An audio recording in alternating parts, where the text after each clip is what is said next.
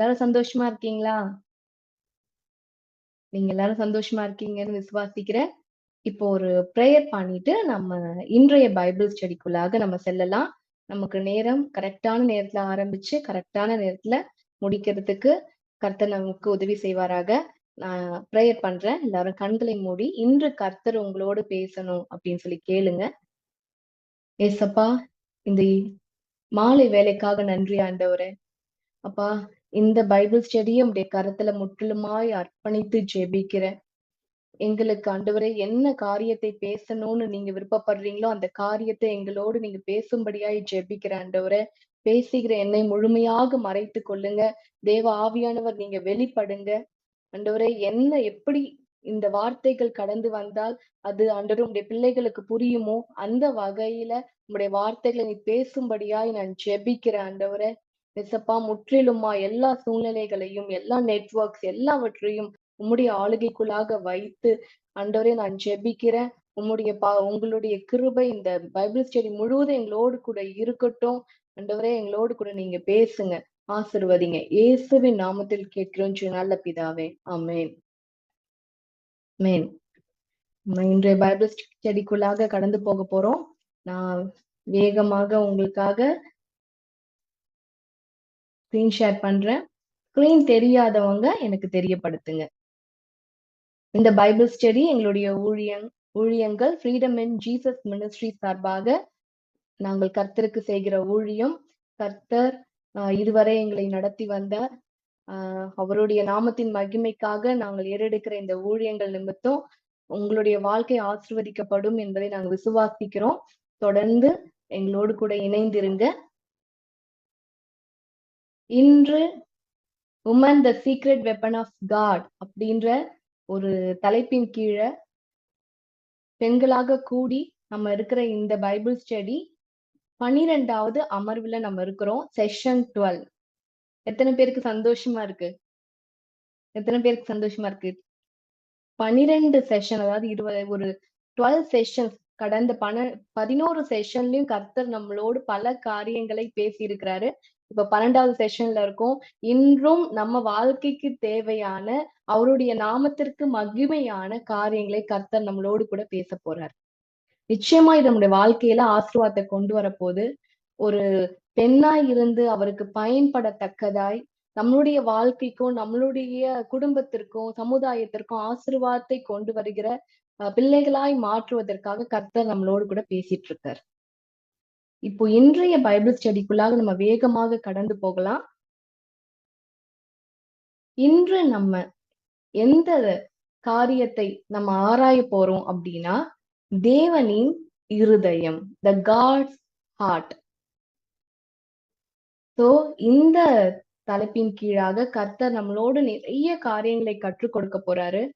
எத்தனை பேருக்கு சந்தோஷமா இருக்கு? ஆண்டவருடைய இருதயத்தை புரிஞ்சுக்க போறோம். ஒருத்தவங்களோட மனசை தெரிஞ்சுக்கிட்டாதான், அவங்களோட இருதயம் எப்படிப்பட்டதுன்னு தெரிஞ்சுக்கிட்டாதான் அவரிடத்துல நம்ம அன்பு கூற முடியும் இல்லையா? அவர் எவ்வளவு அவருக்கு என்ன தேவை, அவருக்கு என்ன சந்தோஷமாகும், அவருடைய வே ஆஃப் திங்கிங் என்ன, அவர் எப்படி யோசிக்கிறாரு, அது எதெல்லாம் எதிர்பார்க்கிறாரு அப்படின்னு புரிந்து கொள்கிற ஒரு பைபிள் ஸ்டடியாக தான் இது இருக்க போகுது.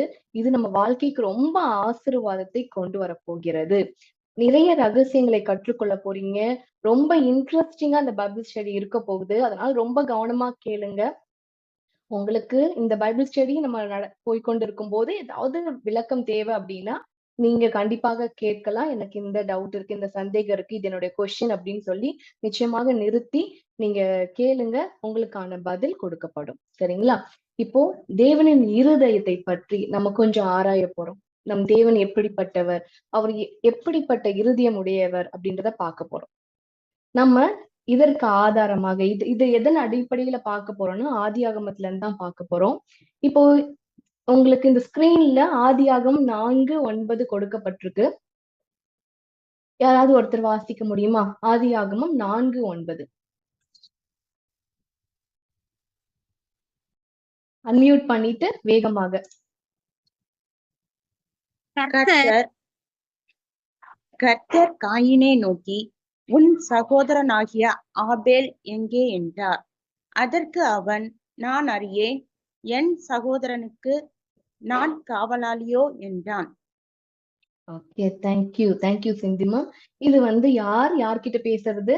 கர்த்தர் காயின் கிட்ட பேசுறாரு. சோ காயின் யாரு அப்படின்றத நம்ம போன செஷன்லயே பார்த்தோம். இன்னும் கொஞ்சம் இப்ப புதுசா பாக்குறவங்களுக்கு கொஞ்சம் அதை பத்தின அடிப்படை தெரியணும்னு சொல்லிட்டு நான் உங்களுக்கு அதோட ஹிஸ்டரி நான் சொல்றேன் மறுபடியுமாக. காயின் ஆதாமுக்கும் ஏவாளுக்கும் பிறந்த முதல் மகன். காயின் தான் ஃபர்ஸ்ட் பார்ன். அந்த காயின் கிட்டதான் கர்த்தர் இப்போ பேசிட்டு இருக்கார். இதற்கு முன்பாக என்ன சம்பவம் நடந்திருக்கு அப்படின்னா, காயினும் ஆபேலும் கர்த்தருக்கு காணிக்கை கொண்டு வருவாங்க. அதுல ஆபேலுடைய காணிக்கை கர்த்தருக்கு பிரியமா இருந்ததுனால அதை அங்கீகரிப்பாரு. அது அவர் அங்கீகரித்ததுனாலே என்ன ஆயிடும்னா, காயினுக்கு ஆபேல் மேல பொறாமை எழும்பிடும். பொறாமை எரிச்சல் வந்து என்ன பண்ணுவார் அப்படின்னா, ஆபேல காயின் கொன்று விடுவார். காயின் யார கொன்றுவாரு? ஆபேல் சொந்த தம்பியே என்ன பண்ணிடுவாரு? கொன்றுவார். இது அவர் கொலை செஞ்ச உடனே கர்த்தர் இந்த காரியத்தை கர்த்தர் பேசுறார். என்ன பேசுறாருன்னா, கர்த்தர் காயினை நோக்கி, நல்லா கவனிக்கணும். சாதாரண வார்த்தையா இது உங்களுக்கு தெரியும், ஜஸ்ட் ஒரு கான்வர்சேஷன் அப்படின்ற போல தெரியும். ஆனா இது ஒரு பயங்கரமான சத்தியம், ஒவ்வொரு வார்த்தையிலும் உள்ளடக்கி கொண்டிருக்கு. அதான் நான் ஒவ்வொரு வாரமும் உங்களுக்கு நான் வேர்ட் பை வேர்ட் நான் டீச் பண்ணிட்டு இருக்கேன். இந்த வார்த்தையில நமக்கு சத்தியம் இருக்கு. அதே போல ஆண்டவருடைய வார்த்தை, ஒவ்வொரு வார்த்தையிலயும் நமக்கு சத்தியம் இருக்கு. நமக்கு வாழ்க்கைக்கு தேவையானது இருக்கு. நம்மள மகிழ்ச்சியாக்கக்கூடிய காரியங்கள் இருக்கு. அதனால ரொம்ப கவனமா கேட்கணும். நீங்க கேட்டு இது வரைக்கும் பழகின விஷயமா இருந்தாலும் பரவாயில்ல, ரொம்ப கவனமா இந்த காரியத்தை நீங்க கற்றுக்கொள்ளணும். சரிங்களா? இப்ப என்ன இங்க நடக்குது அப்படின்னா, கர்த்தர் இந்த சம்பவம் நடந்துருச்சு. காயின் என்ன பண்ணிட்டாரு? ஆபேல கொன்னுட்டார். கொன்னுட்டக்கு அப்புறம் என்ன ஆகுது அப்படின்னா, கர்த்தர் காயினை பார்த்து கேட்கிறார், உன் சகோதரன் எங்க? ஆபேல், வேர் இஸ் யுவர் பிரதர் அப்படின்னு சொல்லி கேட்கிறார். அதற்கு காயின் என்ன பதில் சொல்றாரு? நான் அறியேன், என் சகோதரனுக்கு நான் காவலாளியோ அப்படின்ட்டு சொல்றார். இங்க உங்களுக்கு என்ன இந்த பதில்ல இருந்து என்ன தெரியுது அப்படின்னா, ஃபர்ஸ்ட் விஷயம் என்ன சொல்றாரு? காயின் பொய் சொல்றார். பொய் சொல்றாரா? அவர் தானே தம்பியை கொன்னுட்டாரு. தம்பியை கொன்னுட்டு என்ன சொல்றாரு? எனக்கு தெரியாது, அவன் எங்கன்னு எனக்கு தெரியாது அப்படின்னு பொய். அடுத்தது என்ன பதில் சொல்றாரு? என் சகோதரனுக்கு நான் காவலாளியோ. இப்ப இதுல நமக்கு என்ன தெரியுது? ஒரு துணிகரம், திமிரு. நானே என் சகோதரனுக்கு என்ன காவலாளியோ, நானே போலீஸா? அவனை காப்பாத்தி அவன் எங்க இருக்கான் ஏது இருக்கான்னு நான் பாத்துட்டு இருக்கிறதுக்கு இல்ல, நான் ஒரு காடா? அவனை பாதுகாக்கிறதுக்கு நானே ஒரு காடா? காட்னு சொல்லுவாங்களா, காவலாளி, நம்மள பாதுகாக்கிறவங்க. நான் அப்படின்னு அவனுக்கு என்ன காடா அப்படின்னு ஒரு திமிரான ஒரு பதிலா நம்ம இங்க காணப்படுகிறது. அதுதான் உண்மையும் கூட. சரி, இப்போ நம்ம அடுத்து ஆதியாகமம் அதற்கு பாத்தீங்க அப்படின்னா, ஆண்டவர் என்ன பதில் சொல்றார் அப்படின்னா, அதற்கு அவர், என்ன செய்தாய்? உன் சகோதரனுடைய ரத்தத்தின் சத்தம் பூமியிலிருந்து என்னை கூப்பிடுகிறது. முதல் வசனத்துல கேக்குறாரு, உன் தம்பி எங்கன்னு கேக்குறாரு. அதுக்கு காயின் ஒரு ரிப்ளை கொடுக்குறாரு. ஒரு துணிகரமான ஒரு பொய்யான ஒரு ரிப்ளை கொடுக்குறாரு. அதையும் மீறி கர்த்தர் என்ன சொல்றாரு? இப்பயாவது உண்மையா சொல்லு, உன் சகோதரனுடைய ரத்தம் என்னை பூமியில இருந்து கூப்பிடுகிறது அப்படின்னு சொல்லி அடுத்த வார்த்தையை சொல்றார். அது கேட்ட பிறகும் காயின் எந்த பதிலையும் கொடுக்க மாட்டார். கர்த்தருக்கு அதுக்கான பதில கொடுக்க மாட்டார். சரி, இந்த சம்பவம் ஒரு பக்கம் இருக்கட்டும். அப்படியே நம்ம இப்ப என்ன பண்ண போறோம்? ஆதியாகமம் 3ஆம் அதிகாரம் 8ஆம் வசனத்துக்கு போகிறோம். இப்ப நம்ம ஃபர்ஸ்ட் பார்த்ததெல்லாம் ஆதியாகமம் 4ஆம் அதிகாரம். சரியா? ஆதியாகமம் 4ஆம் அதிகாரத்துல இந்த விஷயங்கள்லாம் பார்த்துட்டு இருக்கோம். இப்ப 3ஆம் அதிகாரத்துக்கு போயிட்டோம். 3ஆம் அதிகாரத்துல இந்த வசனம் இருக்கு. இதை நான் உங்களுக்காக வாசிக்கிறேன். ஆதியாகமம் 3:8. பகலில் குளிர்ச்சியான வேளையில் தோட்டத்தின் உலாவுகிற தேவனாகிய கர்த்தருடைய சத்தத்தை அவர்கள் கேட்டார்கள். தேவன் அப்பொழுது ஆதாமையும் அவன் மனைவியும் பார்த்து என்ன கேட்கிறாரு? எங்கன்னு கேட்கிறாரு. அதாவது அதற்கு முன்பாக என்ன நடக்குது அப்படின்னா, ஆதாமும் ஏவாளும் தோட்டத்தின் விருட்சங்களுக்குள்ளே என்ன பண்றாங்க? ஒளிந்து கொள்றாங்க. சரியா? சோ இப்போ தேவன் என்ன பண்றாரு அப்படின்னா, ஆதாமை கூப்பிட்டு, யார கூப்பிடுறாரு? ஆதாம கூப்பிடுறாரு. ஆதாம கூப்பிட்டு, எங்கப்பா இருக்கிற? இனி எங்கே இருக்கிறாய் என்றார். சரியா? நல்லா நோட் பண்ணிக்கோங்க. இந்த வசனங்கள்லாம் ரொம்ப முக்கியமான வசனங்கள். ஓகே, நீ என்ன எங்க இருக்கிற அப்படின்னு சொல்லி ஆதாம் கிட்ட தேவன் கேட்கிறார். அதுக்கு ஆதாம் என்ன ரிப்ளை கொடுக்கிறாரு 3:10, நான் தேவனுடைய சத்தத்தை கேட்டு நான் நிர்வாணியாக இருப்பதினால் பயந்து ஒளிந்து கொண்டேன் என்றான். ஆதியாகமம் 3:10 என்ன சொல்லப்பட்டிருக்கு?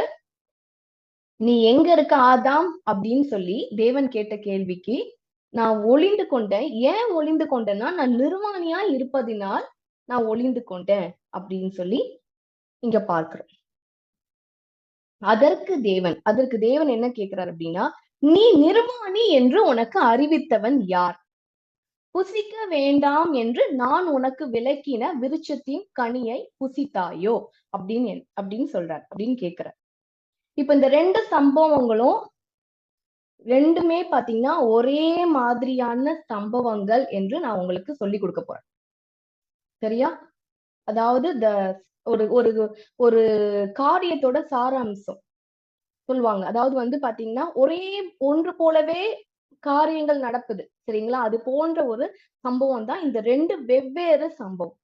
இப்ப நான் உங்களுக்கு அதை நான் விளக்கி சொல்ல போறேன். சரிங்களா? இப்போ முதல் சம்பவம் காயினோட சம்பவம், காயினுக்கும் கர்த்தருக்கும் நடக்கிற கான்வர்சேஷன். 2வது சம்பவம் ஆதாமுக்கும் தேவனுக்கும் நடக்கிற கான்வர்சேஷன்.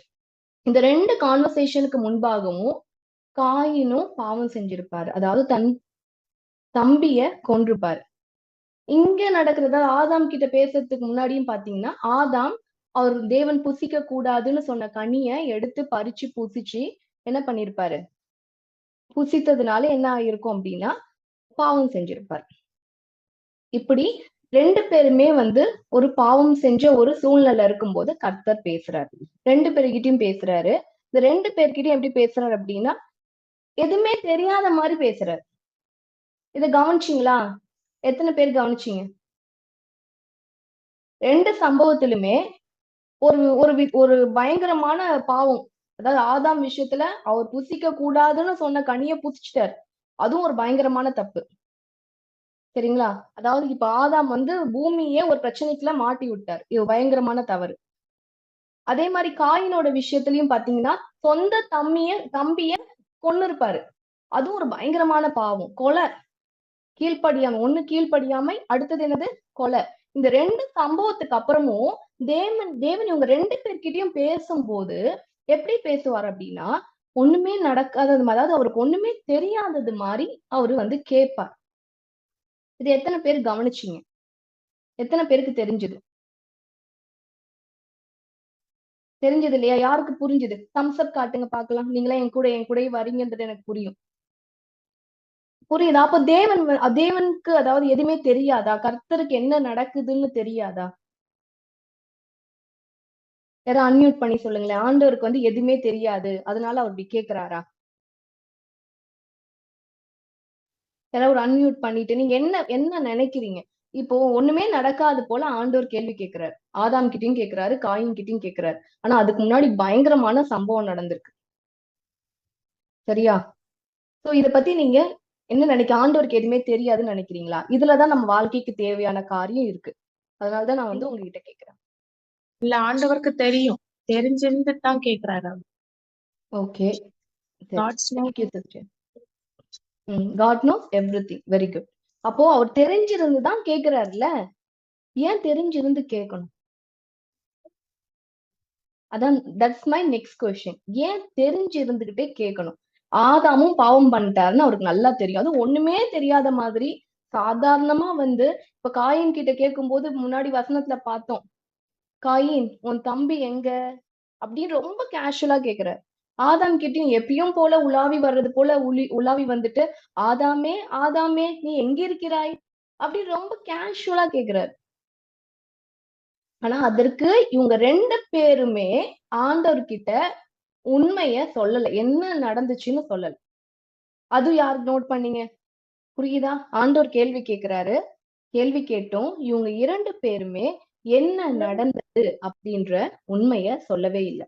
சரி, இப்ப நம்ம ஃபர்ஸ்ட் வந்து பாத்தீங்க அப்படின்னா, காயினோட காரியத்தை நம்ம முன்பாக பார்த்தோம். காயின் கிட்ட கேட்ட உடனே ஆண்டவர் வந்து காயின் கிட்ட கேக்குறாரு, என்னப்பா நடந்துச்சு, உன் தம்பி எங்கன்னு கேட்டோடனே அவர் என்ன சொன்னாருன்னு தான் பார்த்தோம் இல்லையா? என்ன என்ன சொன்னாரு?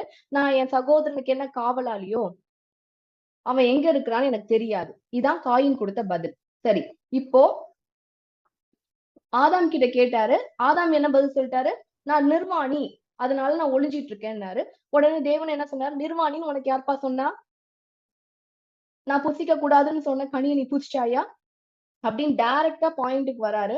உடனே அப்பவும் ஆதாம் என்ன பண்றாரு அப்படின்னா, அதற்கு என்ன பதில் சொல்றாரு? ஆமா ஆமா ஏசப்பா நான் புசிச்சிட்டேன் அப்படின்னு சொல்றாரா? இல்ல எப்படி சொல்றாரு பாருங்க இங்க 3:12 என்ன சொல்றாரு? என்னுடனே இருக்கும்படி தேவரீர் தந்த ஸ்ரீயானவள் அவ்விருட்சத்தின் கனியை எனக்கு கொடுத்தால் நான் புசித்தேன் என்றான். இப்ப இதுல இருந்து என்ன தெரியுது? இவர் கொடுத்த பதில்ல நான் புசித்தேன்னு ஒத்துக்கிட்டார். ஆனா என்ன தெரியுது? யாராவது ஒருத்தங்க அன்மியூட் பண்ணிட்டு இந்த வசனத்துல இது எனக்கு புரியுது அப்படின்னு ஏதாவது சொல்ல முடியுமா? அவங்க வந்துட்டு ஏவாள வந்து மாத்தி விடுறாங்க. Very good very good Lincy, very good. சரிங்க, இப்ப என்ன பண்றாங்க அப்படின்னா, ஆதாம் புசிச்சதுன்னு ஒத்துக்கிட வேண்டியதானே? அவர்கிட்ட தானே கேக்குறாரு, நீ சாப்பிட்டியா, நீ கனிய புசிச்சியா அப்படின்னு சொல்லி கேக்குறாரு. கேட்கும் போது என்ன சொல்லணும்? ஆமா ஆண்டவரே நான் புசிச்சேன் அப்படின்னு சொல்ல வேண்டியதானே? என்ன சொல்றாரு?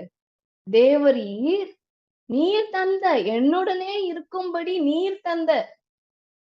இதுல என்ன இருக்குன்னா, ஆண்டவர் மேலயும் பழிய தூக்கி போடுறது. நீங்க தானப்பா தந்தீங்க இந்த ஸ்திரீய, அந்த ஸ்திரீயானவள் அந்த விருட்சத்தின் கனியை எனக்கு கொடுத்ததுனால நான் புசிச்சிட்டேன். எத்தனை பேருக்கு புரியுது? பழிய தூக்கி நான் தப்பு பண்ணல ஆண்டவரே. யாரு காரணம்? நான் தப்பு பண்ணதுக்கு யாரு காரணம்? என் வைஃப். எனக்காக, அதுவும் இன்னும் சொல்ல போனா தேவரீர் நீர் தந்த, இந்த பாயிண்ட் நல்லா நோட் பண்ணிக்கோங்க. தேவரீர் தந்த ஸ்ரீயானவள் ஏவாள் புசிக்க கொடுத்தா, இல்ல என்னுடைய மனைவி புசிக்க கொடுத்தா, அப்படி கூட சொல்லல. இதுல ஆண்டவரையும் இழுத்து விட்டாரு. என்ன இழுத்து விட்டாரு? நீங்க கொடுத்தீங்கல்ல அந்த ஸ்திரீ கொடுத்தா, அதனால நான் சாப்பிட்டேன், வேற ஒண்ணும் நான் தப்பு பண்ணிடல. இதுல இருந்து என்ன புரியுது, என்ன தெரியுது அப்படின்னா, இவங்க 2 பேருமே உண்மைய ஒத்துக்கல. காயனும் ஒத்துக்கல, ஆதாமும் ஒற்றுக்கொள்ளல. சரி, ஏன் தெரியுமா? எதுவுமே ஆண்டவர் வந்து தெரியாத மாதிரி கேக்குறாரு. ஆண்டோட இருதயம் அப்படின்ற காரியத்தை நம்ம முன்பாக பார்த்தோம் இல்லையா? அவரோட இருதயம் என்ன தெரியுமா? ஒரு மனுஷன் தவறு செஞ்சிட்டான் அப்படின்னா அவர் ஏன் தெரியாது போல கேக்குறாருன்னா, அட்லீஸ்ட் அப்படி கேட்கும் போதாவது, அப்படி ஒரு உணர்வை கொடுக்கும் போதாவது அவன் உண்மையை சொல்லிட மாட்டானா? ஆண்டவரே நான் தெரியாம என் தம்பிய கொன்னுட்டேன், என் மேல கோவம் வந்துச்சு, எனக்கு எரிச்சல் வந்துச்சு, அந்த எரிச்சல் நிமித்தம் நான் தெரியாம நீங்க எவ்வளவு வார்த்தைகளை சொன்னீங்க, பாவத்தை நீ ஆண்டு கொள்ளு, அவனை விற்று, நீ தப்பு பண்ணிருக்க, நீ விசுவாசிக்கல என்ன, அதனாலதான் நான் உன் காணிக்கை அங்கீகரிக்கல, உன் மேல தவறு வச்சுட்டு அவன் மேல பொறாமைப்படாத, அவன் அப்படின்னு சொல்லி எவ்வளவோ சொன்னீங்க. ஆனா நான் அதெல்லாம் என்ன பண்ணேன்? அதெல்லாம் வந்து கவனிக்காம, அந்த வார்த்தைகளை என் மனதுல வைக்காம நான் பாவம் பண்ணிட்டேன் ஆண்டவரே, அப்படி என்ற பதிலை எதிர்பார்த்துதான் காயின் கிட்ட அந்த கேள்விய கர்த்தர் கேட்கிறார். உன் தம்பி எங்க, உன் தம்பி எங்க அப்படின்னு அவர் ஒன்றுமே தெரியாது போல கேட்கறதுக்கு என்ன தெரியுமா காரணம்? இந்த பதில, இந்த மனம் திரும்புதல அவர் காயின் கிட்ட இருந்து எதிர்பார்த்தாரு, ஆதாம் கிட்ட இருந்து எதிர்பார்த்தார். ஆதாம் கிட்ட என்ன தெரியுமா எதிர்பார்த்தாரு? முதல் தடவை கேள்வி கேட்டாரா, நீ எங்கப்பா இருக்க அப்படின்ட்டு. அப்ப உடனே ஆதாம் என்ன தெரியுமா சொல்லியிருக்கணும்? ஆதாம் என்ன சொல்லியிருக்கணும்? ஆண்டவரே நான் பாவம் பண்ணிட்டேன். பாவம்ன்ற வார்த்தை அவருக்கு தெரியாட்டாலும் பரவாயில்ல, நீங்க புசிக்க கூடாதுன்னு சொன்ன கனியை நான் புசிச்சுட்டேன் ஆண்டவரே, அதனால நான் போய் ஒளிஞ்சுக்கிட்டேன், உங்களை ஃபேஸ் பண்ணதுக்கு எனக்கு தைரியம் இல்ல அப்படின்னு அவர் சொல்லி இருந்தா, அவர் செஞ்ச காரியத்துக்காக மனம் வருந்துறாருன்னு அர்த்தம். ஆதாமும் சரி, காயினும் சரி, கடைசி வரைக்கும் ஆண்டவர் எவ்வளவோ கேள்விகளை போட்டு பாக்குறாரு. காயின் கிட்ட திமிரா பதில் வருது, நானு அவனுக்கு காவலாளியா, அவனுக்கு என்ன காடா நானு அப்படின்னு சொல்லி தம்பிய கொன்னுட்டு பேசுறாரு. ஆதாம் வந்து என்ன பண்றாரு? அசால்ட்டா வைஃப் மேல கைய நீட்டுறாரு. நீர் தந்த ஸ்திரீயானவள் தந்த கனியினால நான் சாப்பிட்டுட்டேன், நான் மத்தபடி வேற எதுவும் தப்பு பண்ணல. சோ 2 பேர்கிட்டயுமே என்ன இருக்கு? என்ன இருக்கு? ஆதாம் கிட்ட குற்றம் சாட்டி தான் எஸ்கேப் ஆகிட்டாரு. சரி, அது குற்றம் சாட்டத்தை கூட நம்ம விட்டுருவோம். ஆக மொத்தத்துல தன்னுடைய தவறை ஒற்றுக்கொள்ளவில்லை. காயின் வந்து தன்னுடைய தவறை ஒற்றுக்கொள்ளவே இல்லை. ஒற்றுக்கொள்ளாட்டாலும் பரவாயில்ல, துணிகரமான பதில், கர்த்தரிடத்திலே துணிகரமான பதில பேசுகிற ஒரு மனுஷனாய் காணப்பட்டான். இதனாலதான் என்ன ஆச்சு அப்படின்னா, காயினை கர்த்தர் சபித்தார். என்ன சொல்றாரு? இப்பொழுது நான் சொல்றேன், இந்த வசனத்துக்கு முன்பாகவும் சொல்றேன், இந்த ஆதியாகமம் 4ஆம் அதிகாரத்தை போய் நீங்க வாசிச்சு பாருங்க. காயின் ஒரு வார்த்தை கூட ஒரு ஒரு அந்த அந்த அந்த அதிகாரத்திலயும் சரி, அதுக்கப்புறமும் சரி, எந்த ஒரு இடத்துலயுமே காயின் தான் செஞ்ச தவறுக்காக மனம் வருத்தப்பட்டதா எழுதப்படவே இல்லை. தம்பிய கொன்னுட்டமேன்னு ஒரு சின்ன ஒரு ஒரு ஒரு வேதனை கூட அவர் மனசுல இல்ல. இவ்வளவு நாட்கள் ஒன்றாகவே வாழ்ந்தவங்க.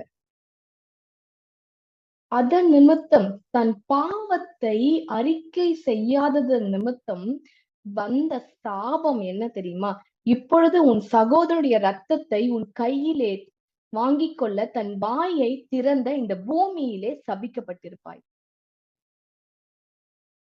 இதன் நிமித்தம் என்ன வந்துச்சு? சாபம் வந்தது. சரி, காயினோட காரியத்தை பார்த்துட்டோம். இந்த பூமியிலே நீ சபிக்கப்பட்டிருப்பாய் அப்படின்னு சொல்லி காயினை குறித்த ஒரு சாபத்தை கர்த்தர் கொடுக்கிறார். அடுத்தது பாக்குறோம். அடுத்து என்ன பாக்குறோம்? ஆதாமுக்கு, நீ உன் மனைவியின் வார்த்தைக்கு செவி கொடுத்து, இப்ப ஆண்டவர் ஆட் பண்ணிக்கிட்டாரு. ஏன்னா அவர் சொன்னார்ல, என் மனைவிதான் கொடுத்தா அப்படின்ட்டு. அதனால அதையும் ஆட் பண்ணிக்கிட்டாரு ஆண்டவர். உன் மனைவியின் வார்த்தைக்கு செவி கொடுத்ததே தப்பு. முதல்ல இந்த விஷயத்துல கர்த்தருக்கு அடுத்த வார்த்தையில நீ எதுக்கு செவி கொடுக்குற? கர்த்தருக்கு எது பிரியம் எது பிரியம் இல்லைன்னு உனக்கு தெரியும்ல. அப்படி பிரியம் இருக்கு, அப்படி இப்ப இது ஆண்டருக்கு பிரியம் இல்லாத காரியம்னு தெரியும் போது, அது மனைவி சொன்னா என்ன, கணவர் சொன்னா என்ன, இல்ல வேற எப்படிப்பட்ட யார் நபர் சொன்னா என்ன? ஆண்டவருக்கு பிரியம் இல்லாத காரியம், ஆண்டவர் வார்த்தையை மீறி நடக்கக்கூடிய காரியம், அது யார் சொன்னா என்ன? நீ எப்படி கேட்கலாம்? நீ கேட்டா அது தப்பு, அது பாவம். இங்க கேட்டுக்கொண்டிருக்கிறவங்க, கர்த்தர் உங்களோடு கூட பேசிட்டு இருக்காரு. ஆண்டவருடைய வார்த்தைக்கு விரோதமா எப்பேற்பட்ட க்ளோஸ் ரிலேஷன் வந்து பேசினாலும் தயவு செய்து செவி கொடுக்காது. நமக்கு ஆண்டோடைய வார்த்தை, அவருடைய வார்த்தைக்கு கீழ்ப்படிந்தால் மட்டும்தான் நம்ம பிசாசுக்கு எதிர்த்து நிற்க முடியும். அப்படி இல்லைன்னா, கீழ்ப்படியாம அவருடைய வார்த்தையை மீறி நம்ம நடக்கிறோம் அப்படின்னா நிச்சயமா அது சாபத்திற்குள்ளாக கொண்டு போகும். இந்த சாபம்லாம் நம்ம அப்புறம் பார்க்கலாம். ஆனா இந்த இடத்துல இப்ப வந்து பாத்தீங்கன்னா, அதற்கு முன்பாக நிறைய காரியம் கோத்ரூ ஆக வேண்டியிருக்கும். இந்த இடத்துல ஆதாம் வந்து ஆண்டவர் மனைவி வைத்தே சொல்றாரு, நீ உன் மனைவியின் வார்த்தைக்கு செவி கொடுத்த, அதுவே தப்பு. நீ புசிக்க வேண்டாம் என்று நான் உனக்கு விலக்கின விருட்சத்தின் கனியை புசித்தபடியினால் பூமி உன் நிமித்தம் சபிக்கப்பட்டிருக்கும். இந்த வேர்ட் அன்லைன் பண்ணிக்கோங்க. ஆதாமை குறித்து கர்த்தர் என்ன சொல்றாரு? பூமி உன் நிமித்தம் சபிக்கப்பட்டிருக்கும். அதற்கு முன்பாக காயின்க்கு இந்த வார்த்தையை நீங்க நோட் பண்ணிக்கோங்க. தன் வாயை திறந்த இந்த பூமியிலே நீ சபிக்கப்பட்டிருப்பாய். இது யாருக்கு? காயினுக்கு. காயினுக்கும் நீ சபிக்கப்பட்டிருப்பாய் அப்படின்ற வார்த்தையை தேவன் சொல்றாரு. ஆதாமுக்கும் உன் நிமித்தம் பூமி சபிக்கப்பட்டிருக்கும் அப்படின்னு ஆண்டவர் சொல்றார். புரிந்து கொண்டீங்களா? நல்லா புரிந்து கொள்ளுங்க. இந்த 2 பேருமே ஏன் சபிக்கப்படுறாங்க தெரியுமா? தன் பாவத்தை ஒற்றுக்கொள்ளாததுனால. ஒருத்தவங்க தப்பு பண்ணிட்டோம் அப்படின்னா தப்புன்னு உடனே அக்செப்ட் பண்ணணும். அதுதான் கர்த்தருடைய இருதயம். இப்ப தேவனுடைய இருதயம் என்னன்னு பார்த்தோம் தெரியுமா? அவருடைய எக்ஸ்பெக்டேஷன் எல்லாம் எப்படி தெரியுமா இருக்கும்? ஒரு மனுஷன் தவறு பண்ணிட்டா உடனே என்ன பண்ணும் அப்படின்னா, ஆண்டவரே நான் தப்பு பண்ணிட்டேன் அப்படின்னு உடனே அவர்கிட்ட அக்செப்ட் பண்ணி சரண்டர் ஆயிரணும். உண்மையாவே சொல்றேன், இந்த இடத்துல ஆதாமும் சரி காயினும் சரி உடனே நான் தப்பு பண்ணிட்டேன், என்னை தயவு செய்து காப்பாற்றுங்க, இல்ல என்னை மன்னிச்சிருங்க அப்படின்னு அவங்க சொல்லி இருந்தாங்க அப்படின்னா, நான் சொல்றேன், நான் ஆண்டவருடைய இருதயத்தை புரிந்து கொண்டதுனால சொல்றேன், நிச்சயமா அதுக்காக தான் அவர் கேள்வி கேட்டுட்டு இருக்காரு. சாபம் வந்திருக்காரு, வேற ஏதாவது ஒரு பண்ணிருப்பார், அவங்கள சபிச்சிருக்க மாட்டார். ஏன்னா நம்மள ஆராதிக்கிற தேவன் யார் அப்படின்னா, நேற்றும் இன்றும் என்றும் மாறாதவர். எப்படிப்பட்டவர்? நேற்றும் இன்றும் என்றும் மாறாதவர். அவருடைய கேரக்டர் மாறவே மாறாது. அவர் அன்புள்ள தெய்வன். அவர் வந்து மன்னிக்கிறவர். அவரோட நாமத்தை பத்தி அவரோட நாமத்தை சொல்றாரு. அவர் எப்படி சொல்றாருன்னா, நான் இரக்கமும் உருக்கமும் நீடிய சாந்தமும் மிகுந்த தயவும் உள்ளவர். நான் வந்து மன்னிக்கிற தேவன். அந்த வசனத்தை நீங்க எடுத்து பார்க்கும்போது நான் மன்னிக்கிற தேவன். ஒருவன் என்கிட்ட எனக்கு வந்து பிரியமா இருந்துட்டு அவனை 1000 தலைமுறை மட்டும் நான் அவனை வந்து ஆசீர்வதிப்பேன். இப்படி அவருடைய நாமத்தை சொல்லும் போதே எப்படி அவர் சொல்றார், தன்னை அறிமுகப்படுத்திக்கும் போதே வேதத்துல தேவன் வந்து முதல் முறையாக மோசே கிட்ட உங்க நாமத்தை அவர் வந்து சொல்லுவார். நான் யார் அப்படின்றத சொல்லுவார். அப்படி சொல்லும் போது அவர் எப்படி ஒரு வெளிப்படுத்தினா இரக்கமுள்ள தேவன் அப்படின்னு சொல்லி வெளிப்படுத்துவார். நான் கிருபையுள்ள தேவன் அப்படின்னு வெளிப்படுத்துவார். நான் நீடிய சாந்தமா இருக்கிற தேவன் வெளிப்படுத்துவார். அதுதான் நான் உங்களுக்கு முன்பாக சொன்னேன். மிகுந்த தயவுள்ளவர்னு வெளிப்படுத்துவார். அப்படிப்பட்ட தேவன் கிட்ட ஆதாமும் காயினும் ஒரே ஒரு செகண்ட் தங்களுடைய பாவத்தை நினைச்சு, ஆமா ஆண்டவரே, தப்பு பண்ணிட்டேன் ஆண்டவரே, மன்னிச்சிருங்கப்பா, ஏதாவது பண்ணுங்கப்பா, நான் தெரியாம பண்ணிட்டேன், இதுல இருந்து மீண்டு வர வழி தெரியலன்னு சொல்லி இருந்தாங்கன்னா இப்ப இருக்கிற நிலைமையே இப்ப இருந்திருக்காது. வேற மாதிரி ஆயிருக்கும். வேற மாதிரி சூழ்நிலைகள் ஆயிருக்கும். ஏன் இன்னொரு சான்ஸ் கூட கர்த்தர் கொடுத்திருக்கிறதுக்கு வாய்ப்புகள் இருக்கு. ஏன் நான் இவ்வளவு ஆணித்தரமா சொல்றேன்னா அததான் நான் உங்களுக்கு விளக்க போறேன் இனிமே. சரியா? என்னோடு கூட வாங்க. வேதம் என்ன சொல்கிறது பாவத்தை குறித்து அப்படின்னு பாத்தீங்கன்னா, நீதிமொழிகள்ல தன் பாவங்களை மறைக்கிறவன் வாழ்வடைய மாட்டான், அவைகளை அறிக்கை செய்து விட்டு விடுகிறவனோ என்ன பண்ணுவான்? இரக்கம் பெறுவானா. உங்களுக்கு புரியுதா? நான் இவ்வளவு நேரம் உங்களுக்கு நான் விளக்கி சொல்லிட்டு இருந்தேன் இல்லையா? காயினும் ஆதாமும் பண்ண மிகப்பெரிய தவறு என்னன்னா தங்கள் பாவங்களை மறைத்ததுதான். எத்தனை பேர் ஒத்துக்கிறீங்க அவங்க மறைத்தாங்க அப்படின்ட்டு? உண்மைதானே? அவங்க 2 பேருமே மறைத்தாங்க இல்லையா? இன்னும் சொல்ல போனா ஆதாமும் சரி காயினும் சரி வேதத்துல தேவன் இப்படி ஒரு தண்டனையோ சாபத்தையும் கொடுத்ததுக்கு அப்புறம் திரும்ப தேவன் கிட்ட பேசவே இல்லை. எவ்வளவு ஒரு கஷ்டமான விஷயம் தெரியுமா? உங்களுக்கு தெரியுமா? ஏவாள் பேசினாங்க. அவங்களுக்கு தண்டனைக்குரிய காரியத்தை கொடுத்ததுக்கு அப்புறம் ஏவாள் என்ன பண்றாங்க அப்படின்னா 2 முறை தேவனை குறித்து பேசுறாங்க. 2 முறையும் பிள்ளை பெறுகிற சமயத்துலதான் அவங்களுக்கு தண்டனையாய் கொடுக்கப்பட்டுச்சு. அந்த பிள்ளை பேரு அப்படின்றது தண்டனையாய் கொடுக்கப்பட்டுச்சு. நீ பிள்ளை பெறும்போது வேதனையோடு பிள்ளை பெறுவாய்ன்னு தண்டனை கொடுத்தாரு. என்ன கொடுத்தாரு ஆண்டவர்? Note the point. It is not சாபம், இட் இஸ் தண்டனை. என்னது? பனிஷ்மெண்ட். ஏவாள் செஞ்சதுக்கு கர்த்தர் கொடுத்தது என்ன? பனிஷ்மெண்ட். அந்த பனிஷ்மெண்ட் என்ன பனிஷ்மெண்ட்? நீ பிள்ளை பெறும்போதெல்லாம் எப்படி பிள்ளை பெறுவ? வலியோடுதான் புள்ள பெத்து பண்ணி அப்படின்னு சொன்னார். அந்த பனிஷ்மெண்ட் சமயத்துக்கு அப்புறம் முதல் பிள்ளை பிறக்குதா? காயின் பிறக்கிறானா? காயின் பிறந்ததுக்கு அப்புறம் ஏவாள் சொல்லுவாங்க, கர்த்தரால் நான் ஒரு பிள்ளையை பெற்றேன், தேவனால் நான் ஒரு பிள்ளையை பெற்றேன்னு சொல்லி தேவனை துதிப்பாங்க. அதுக்கப்புறமும் சேத் அப்படின்ற ஒரு பிள்ளையை பெற்றுக்கொள்வாங்க. அது அவர் ஆதாம் போலவே இருப்பாராம். அந்த பிள்ளையை பெற்றதுக்கு அப்புறமும் நான் தேவனால் ஒரு பிள்ளையை பெற்றுக்கொண்டேன் அப்படின்னு சொல்லி வேதத்துல சொல்லுவாங்க. இவங்க பாத்தீங்கன்னா ஏவாள் கூட 2 தடவை கர்த்தரை துதிச்சிருக்காங்க. ஆனா ஆதாம் அந்த சம்பவத்திற்கு அப்புறம் அவ்வளவுதான், ஒரு இடைவெளி. ஆண்டவருக்கும் அவருக்கும் தொடர்பே கிடையாது. அதே மாதிரி காயினும் அப்படிதான். அந்த சம்பவத்திற்கு அப்புறம் ஆண்டவர் சபிச்சிடுறாரு இல்லையா? இந்த பூமியில் நீ சபிக்கப்பட்டிருப்பாய் அப்படின்னு சொல்லிடுறாரு இல்லையா? அதுக்கப்புறம் ஆண்டவருக்கும் அவருக்கும் எந்த தொடர்பும் கிடையாது. இன்னும் சொல்ல போனா ஆதாமுடைய ஜீனியாலஜில இருந்து காயின் நீக்கப்பட்டுருவார். என்ன பண்றாரு? காயின் இருக்க மாட்டார். ஆதாமுடைய வம்ச வரலாறு அப்படின்னு நீங்க வேதத்துல அடுத்து பாத்தீங்கன்னா ஒரு 6ஆம் அதிகாரம் நீங்க பாருங்க.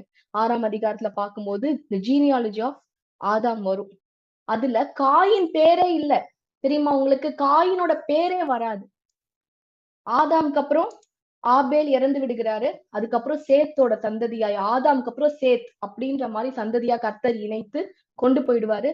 காயின் அந்த ஹிஸ்டரியில இருந்தே இல்லாம போயிடுவார். அவர் ஒரு தனி ஜெனரேஷனா உருவெடுத்து அப்படி போவாரே தவிர தேவன் படைத்த ஆதாம்குள்ள இருந்து வந்த சந்ததி லிஸ்ட்ல காயின் வரமாட்டார். இது ரொம்ப ரொம்ப ரொம்ப ரொம்ப பாத்தீங்கன்னா வேதனைக்குரிய ஒரு விஷயம். தேவனிடத்துல இருந்து பிரிக்கப்படுறது, ஆண்டுடைய சமூகத்துல இருந்து தள்ளப்படுவது வந்து பாத்தீங்கன்னா ஒரு ஒரு மோசமான ஒரு நிலைமை. ஒரு அலைந்து திரிகிற நிலைமை, சாபமான நிலைமை. நான் சொல்லுவேன், ஒரு மனுஷனுக்கு சாபம், நிறைய சாபங்கள் நம்ம கேள்விப்பட்டிருக்கலாம். ஆனா உண்மையான சாபம் என்ன தெரியுமா? தேவனோடு அவங்க தொடர்புல இல்லாதது ஒரு மிகப்பெரிய சாபம். அதுதான் சாபமே சொல்ல போனா. அதனாலதான் இயேசு வந்தார். மறுபடியும் நம்மள தேவனோடு இணைப்பதற்காக வந்தாரு. பரிசுத்த வாழ்க்கையில இணைப்பதற்காக இயேசு வந்தார். ஏன்னா அதனாலதான் இந்த பூமி சபிக்கப்பட்டிருந்தது. ஏன்னா தேவனுக்கும் மனுஷனுக்கும் உள்ள இடைவெளி, அந்த பிரிவு, அதுதான் சாபம். சாபம் நிறைந்த வாழ்க்கை என்ன தெரியுமா? தேவனோடு தொடர்பு இல்லாத வாழ்க்கை. பிசாசு உள்ள நுழைஞ்சு என்ன வேணா செய்யலாம் அந்த சாபமான வாழ்க்கையில. ஏன் இயேசு பூமிக்கு வந்தாருன்னு புரியுதா? இந்த மாதிரி பல நன்மைகளை நமக்கு அவருடைய வருகை நம்முடைய வாழ்க்கையில கொண்டு வந்திருக்கு. இப்ப மேற்கொண்டு போகலாம். இந்த நீதிமொழிகள் 28:13 பார்த்தோம். நோட் பண்ணி வச்சுக்கோங்க. தன் பாவங்களை மறைக்கிறவன் வாழ்வடையவே மாட்டான். நோ, அவன் ஒருவேளை கர்த்தருடைய ரட்சிப்பை நம்ம நிறைய காரியங்கள் பார்த்து கொண்டு வந்தோம் இல்லைங்களா? ரட்சிப்பை காத்துக் கொள்வது எப்படி, அப்படியெல்லாம் நம்ம நிறைய விஷயங்கள் வந்து போன செஷன்ல, முன்பாக நடந்த செஷன் எல்லாம் பார்த்திருக்கோம். தயவு செய்து அந்த செஷன்ஸ் எல்லாம் பார்க்காதவங்க போய் பார்த்து விட்டு வாங்க. அப்போ உங்களுக்கு இந்த காரியங்கள் ரொம்ப புரியும். ரட்சிப்பை காத்து கொள்ளணும் அப்படின்னா நம்ம வாழ்க்கையில இருக்க பாவங்களை நம்ம மறைக்க கூடாது.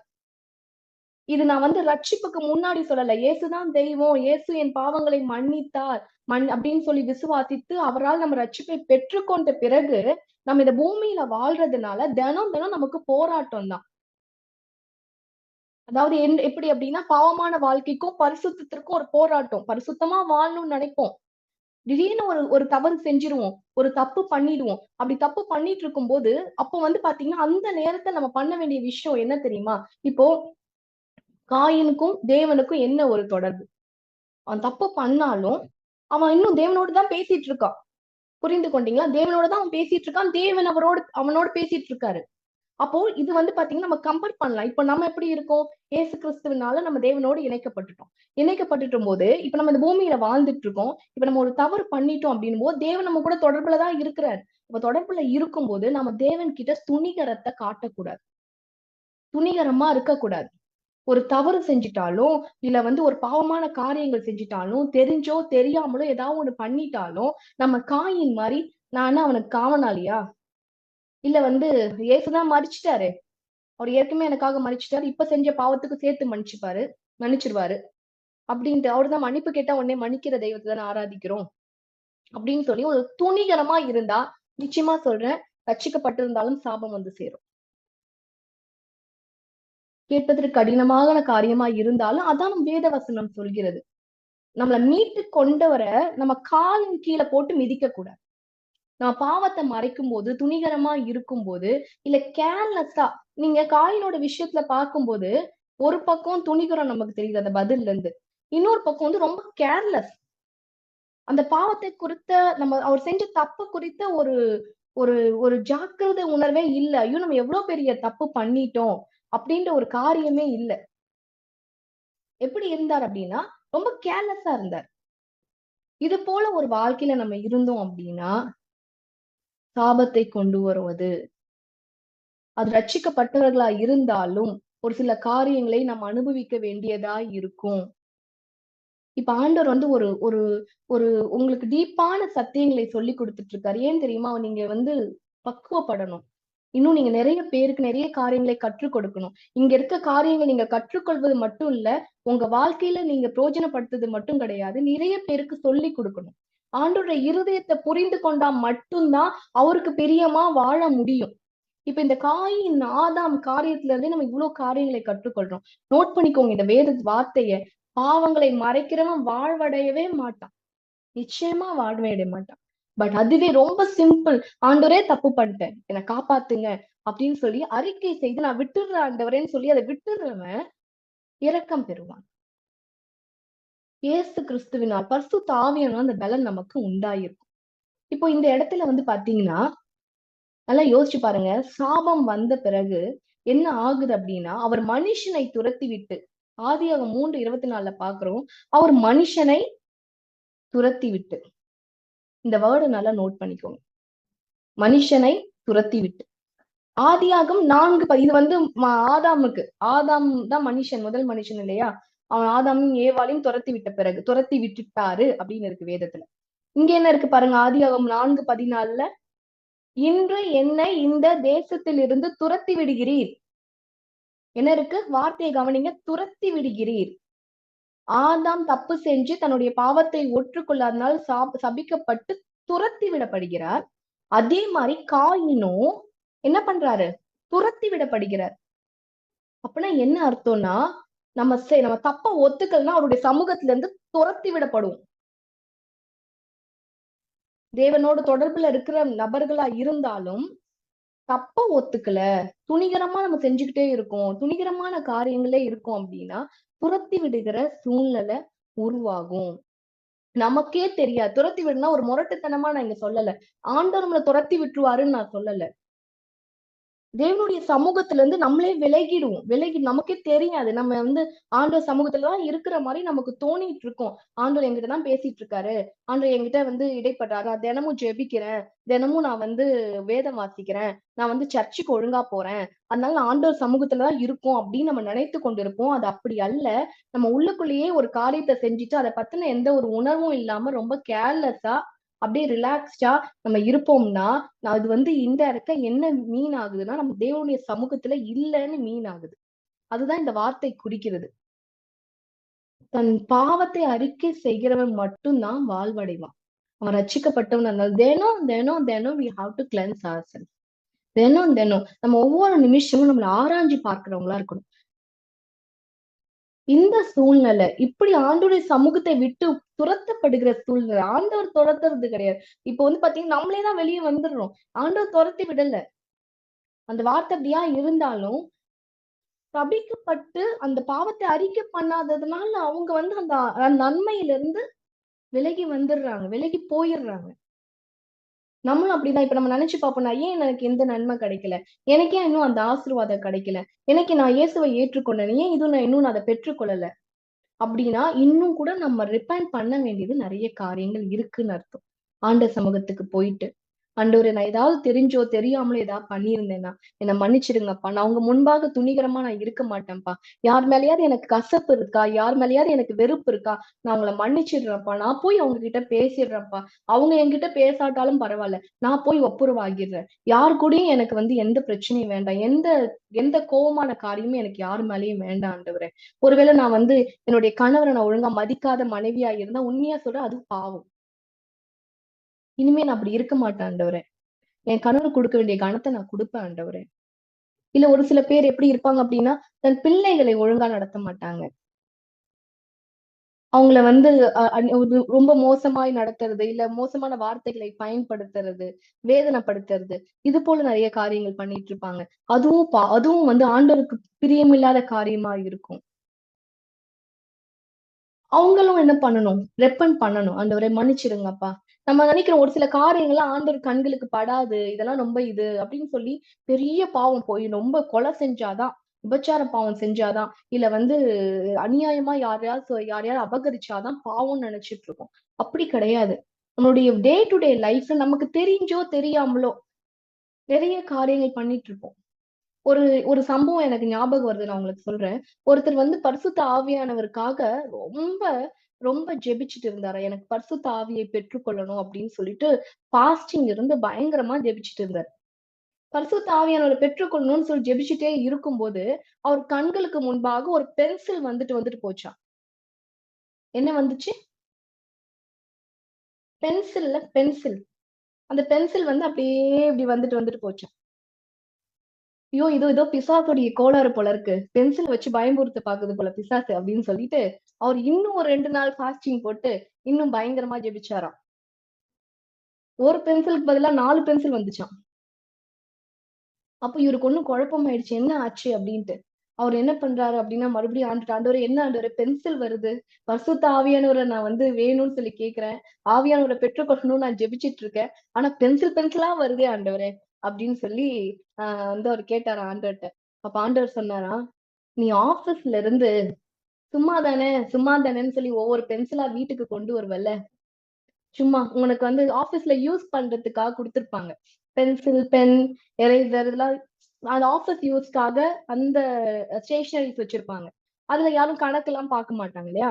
சோ அப்ப என்ன ஒண்ணு எடுத்துட்டு வந்தா என்ன வீட்டுக்கு அப்படின்னு சொல்லி சும்மா கேர்லெஸ் அதை வந்து பயன்படுத்துறது கூட கிடையாது. எடுத்துட்டு வந்து வீட்ல இப்படி போட்டுறது. அப்படி போட்டு போட்டு பென்சில் அப்படி அப்படி வந்து ரொம்ப காலமா அவர் பண்ணிட்டு இருந்திருக்கிறாரு. இது அவர் வந்து பெருசா நினைக்கல. அது ஒரு தப்புன்னு கூட அவருக்கு தெரியல. இப்ப இவர் பரிசுத்த ஆவியானவருக்காக ஜெபிக்கும் போது, ஆவியானவர் எப்ப நம்மள நிரப்புவார் அப்படின்னா, நம்ம முழுமையாக நம்மளுடைய ரெப்பன்டன்ஸ்குள்ளாக வரும்போது பரிசுத்த ஆவியை பெற்றுக்கொள்ள முடியும். எப்ப பெற்றுக்கொள்ள முடியும்? முழுமையான ரெப்பன்டன்ஸ், முழுமையான மன்னிப்புக்குள்ளாக, அதாவது முழுசா நம்முடைய பாவத்தை அறிக்கை செய்து, நம்மள முழுமையாக கிளென்ஸ் பண்ணக்கு அப்புறம் தான் பரிசுத்த ஆவியை பெற்றுக்கொள்ள முடியும். நிரப்புதல் உண்டாகும். This is the first stage. ஆவியானவரை பெற்றுக்கொள்ளணும்னு யாராவது ஜெபித்து கொண்டிருந்தீங்கன்னா, முதல்ல நீங்க ஆவியானவருக்காக ஆவியானவரை என்னை நீங்க சொல்லறதுக்கு முன்னாடி, ஆண்டவரே நான் இந்த தப்புலாம் பண்ணேன் ஆண்டவரே அப்படின்னு சொல்லி அதை அறிக்கை செய்து மன்னிப்பு கேட்டுட்டு, அதுக்கப்புறம் நீங்க ஆவியானவரை பெற்றுக்கொள்வதற்காக கேளுங்க. ஏதாவது யார்கிட்டயாவது கசப்போ, வெறுப்போ, இல்ல வந்து யார் கூடயோ சண்டையோ, இல்ல மாமனார், மாமியார் கூட வந்து உங்களுக்கு கசப்பான உணர்வோ, இந்த மாதிரிலாம் இருந்துச்சுன்னா ஆவியானவரை பெற்றுக்கொள்ள முடியாது. முதல்ல கிளென்ஸ் ஆகணும். நம்ம முதல்ல எல்லாத்தையும் ஒப்புரவு ஆகினா மட்டும்தான் ஆவியானவர் பரிசுத்தமான தேவன் பரிசுத்தமான ஸ்தலத்துல வாசம் செய்வார். இப்ப நம்ம அந்த கதைக்கு வருவோம். அவருக்கு அந்த பென்சில் வந்துட்டு வந்துட்டு போச்சு இல்லைங்களா? அப்போ அவர் ஆண்டவர்ட்ட கேட்கிறாரு. ஆண்டவர்ட்ட கேட்கும்போது ஆண்டவர் ஞாபகப்படுத்துறார். நீ சும்மா எடுத்துட்டு வந்தியே சும்மா சும்மா சும்மான்ட்டு அந்த பென்சில் எல்லாம் கொண்டு போயிட்டு உன் ஆபீஸ்ல முதல்ல கொடு. அப்புறம் நான் ஆவியானவரை அப்புறம் அப்புறம் நீ ஆவியானவரை பெற்றுக்கொள்வேன்ட்டு.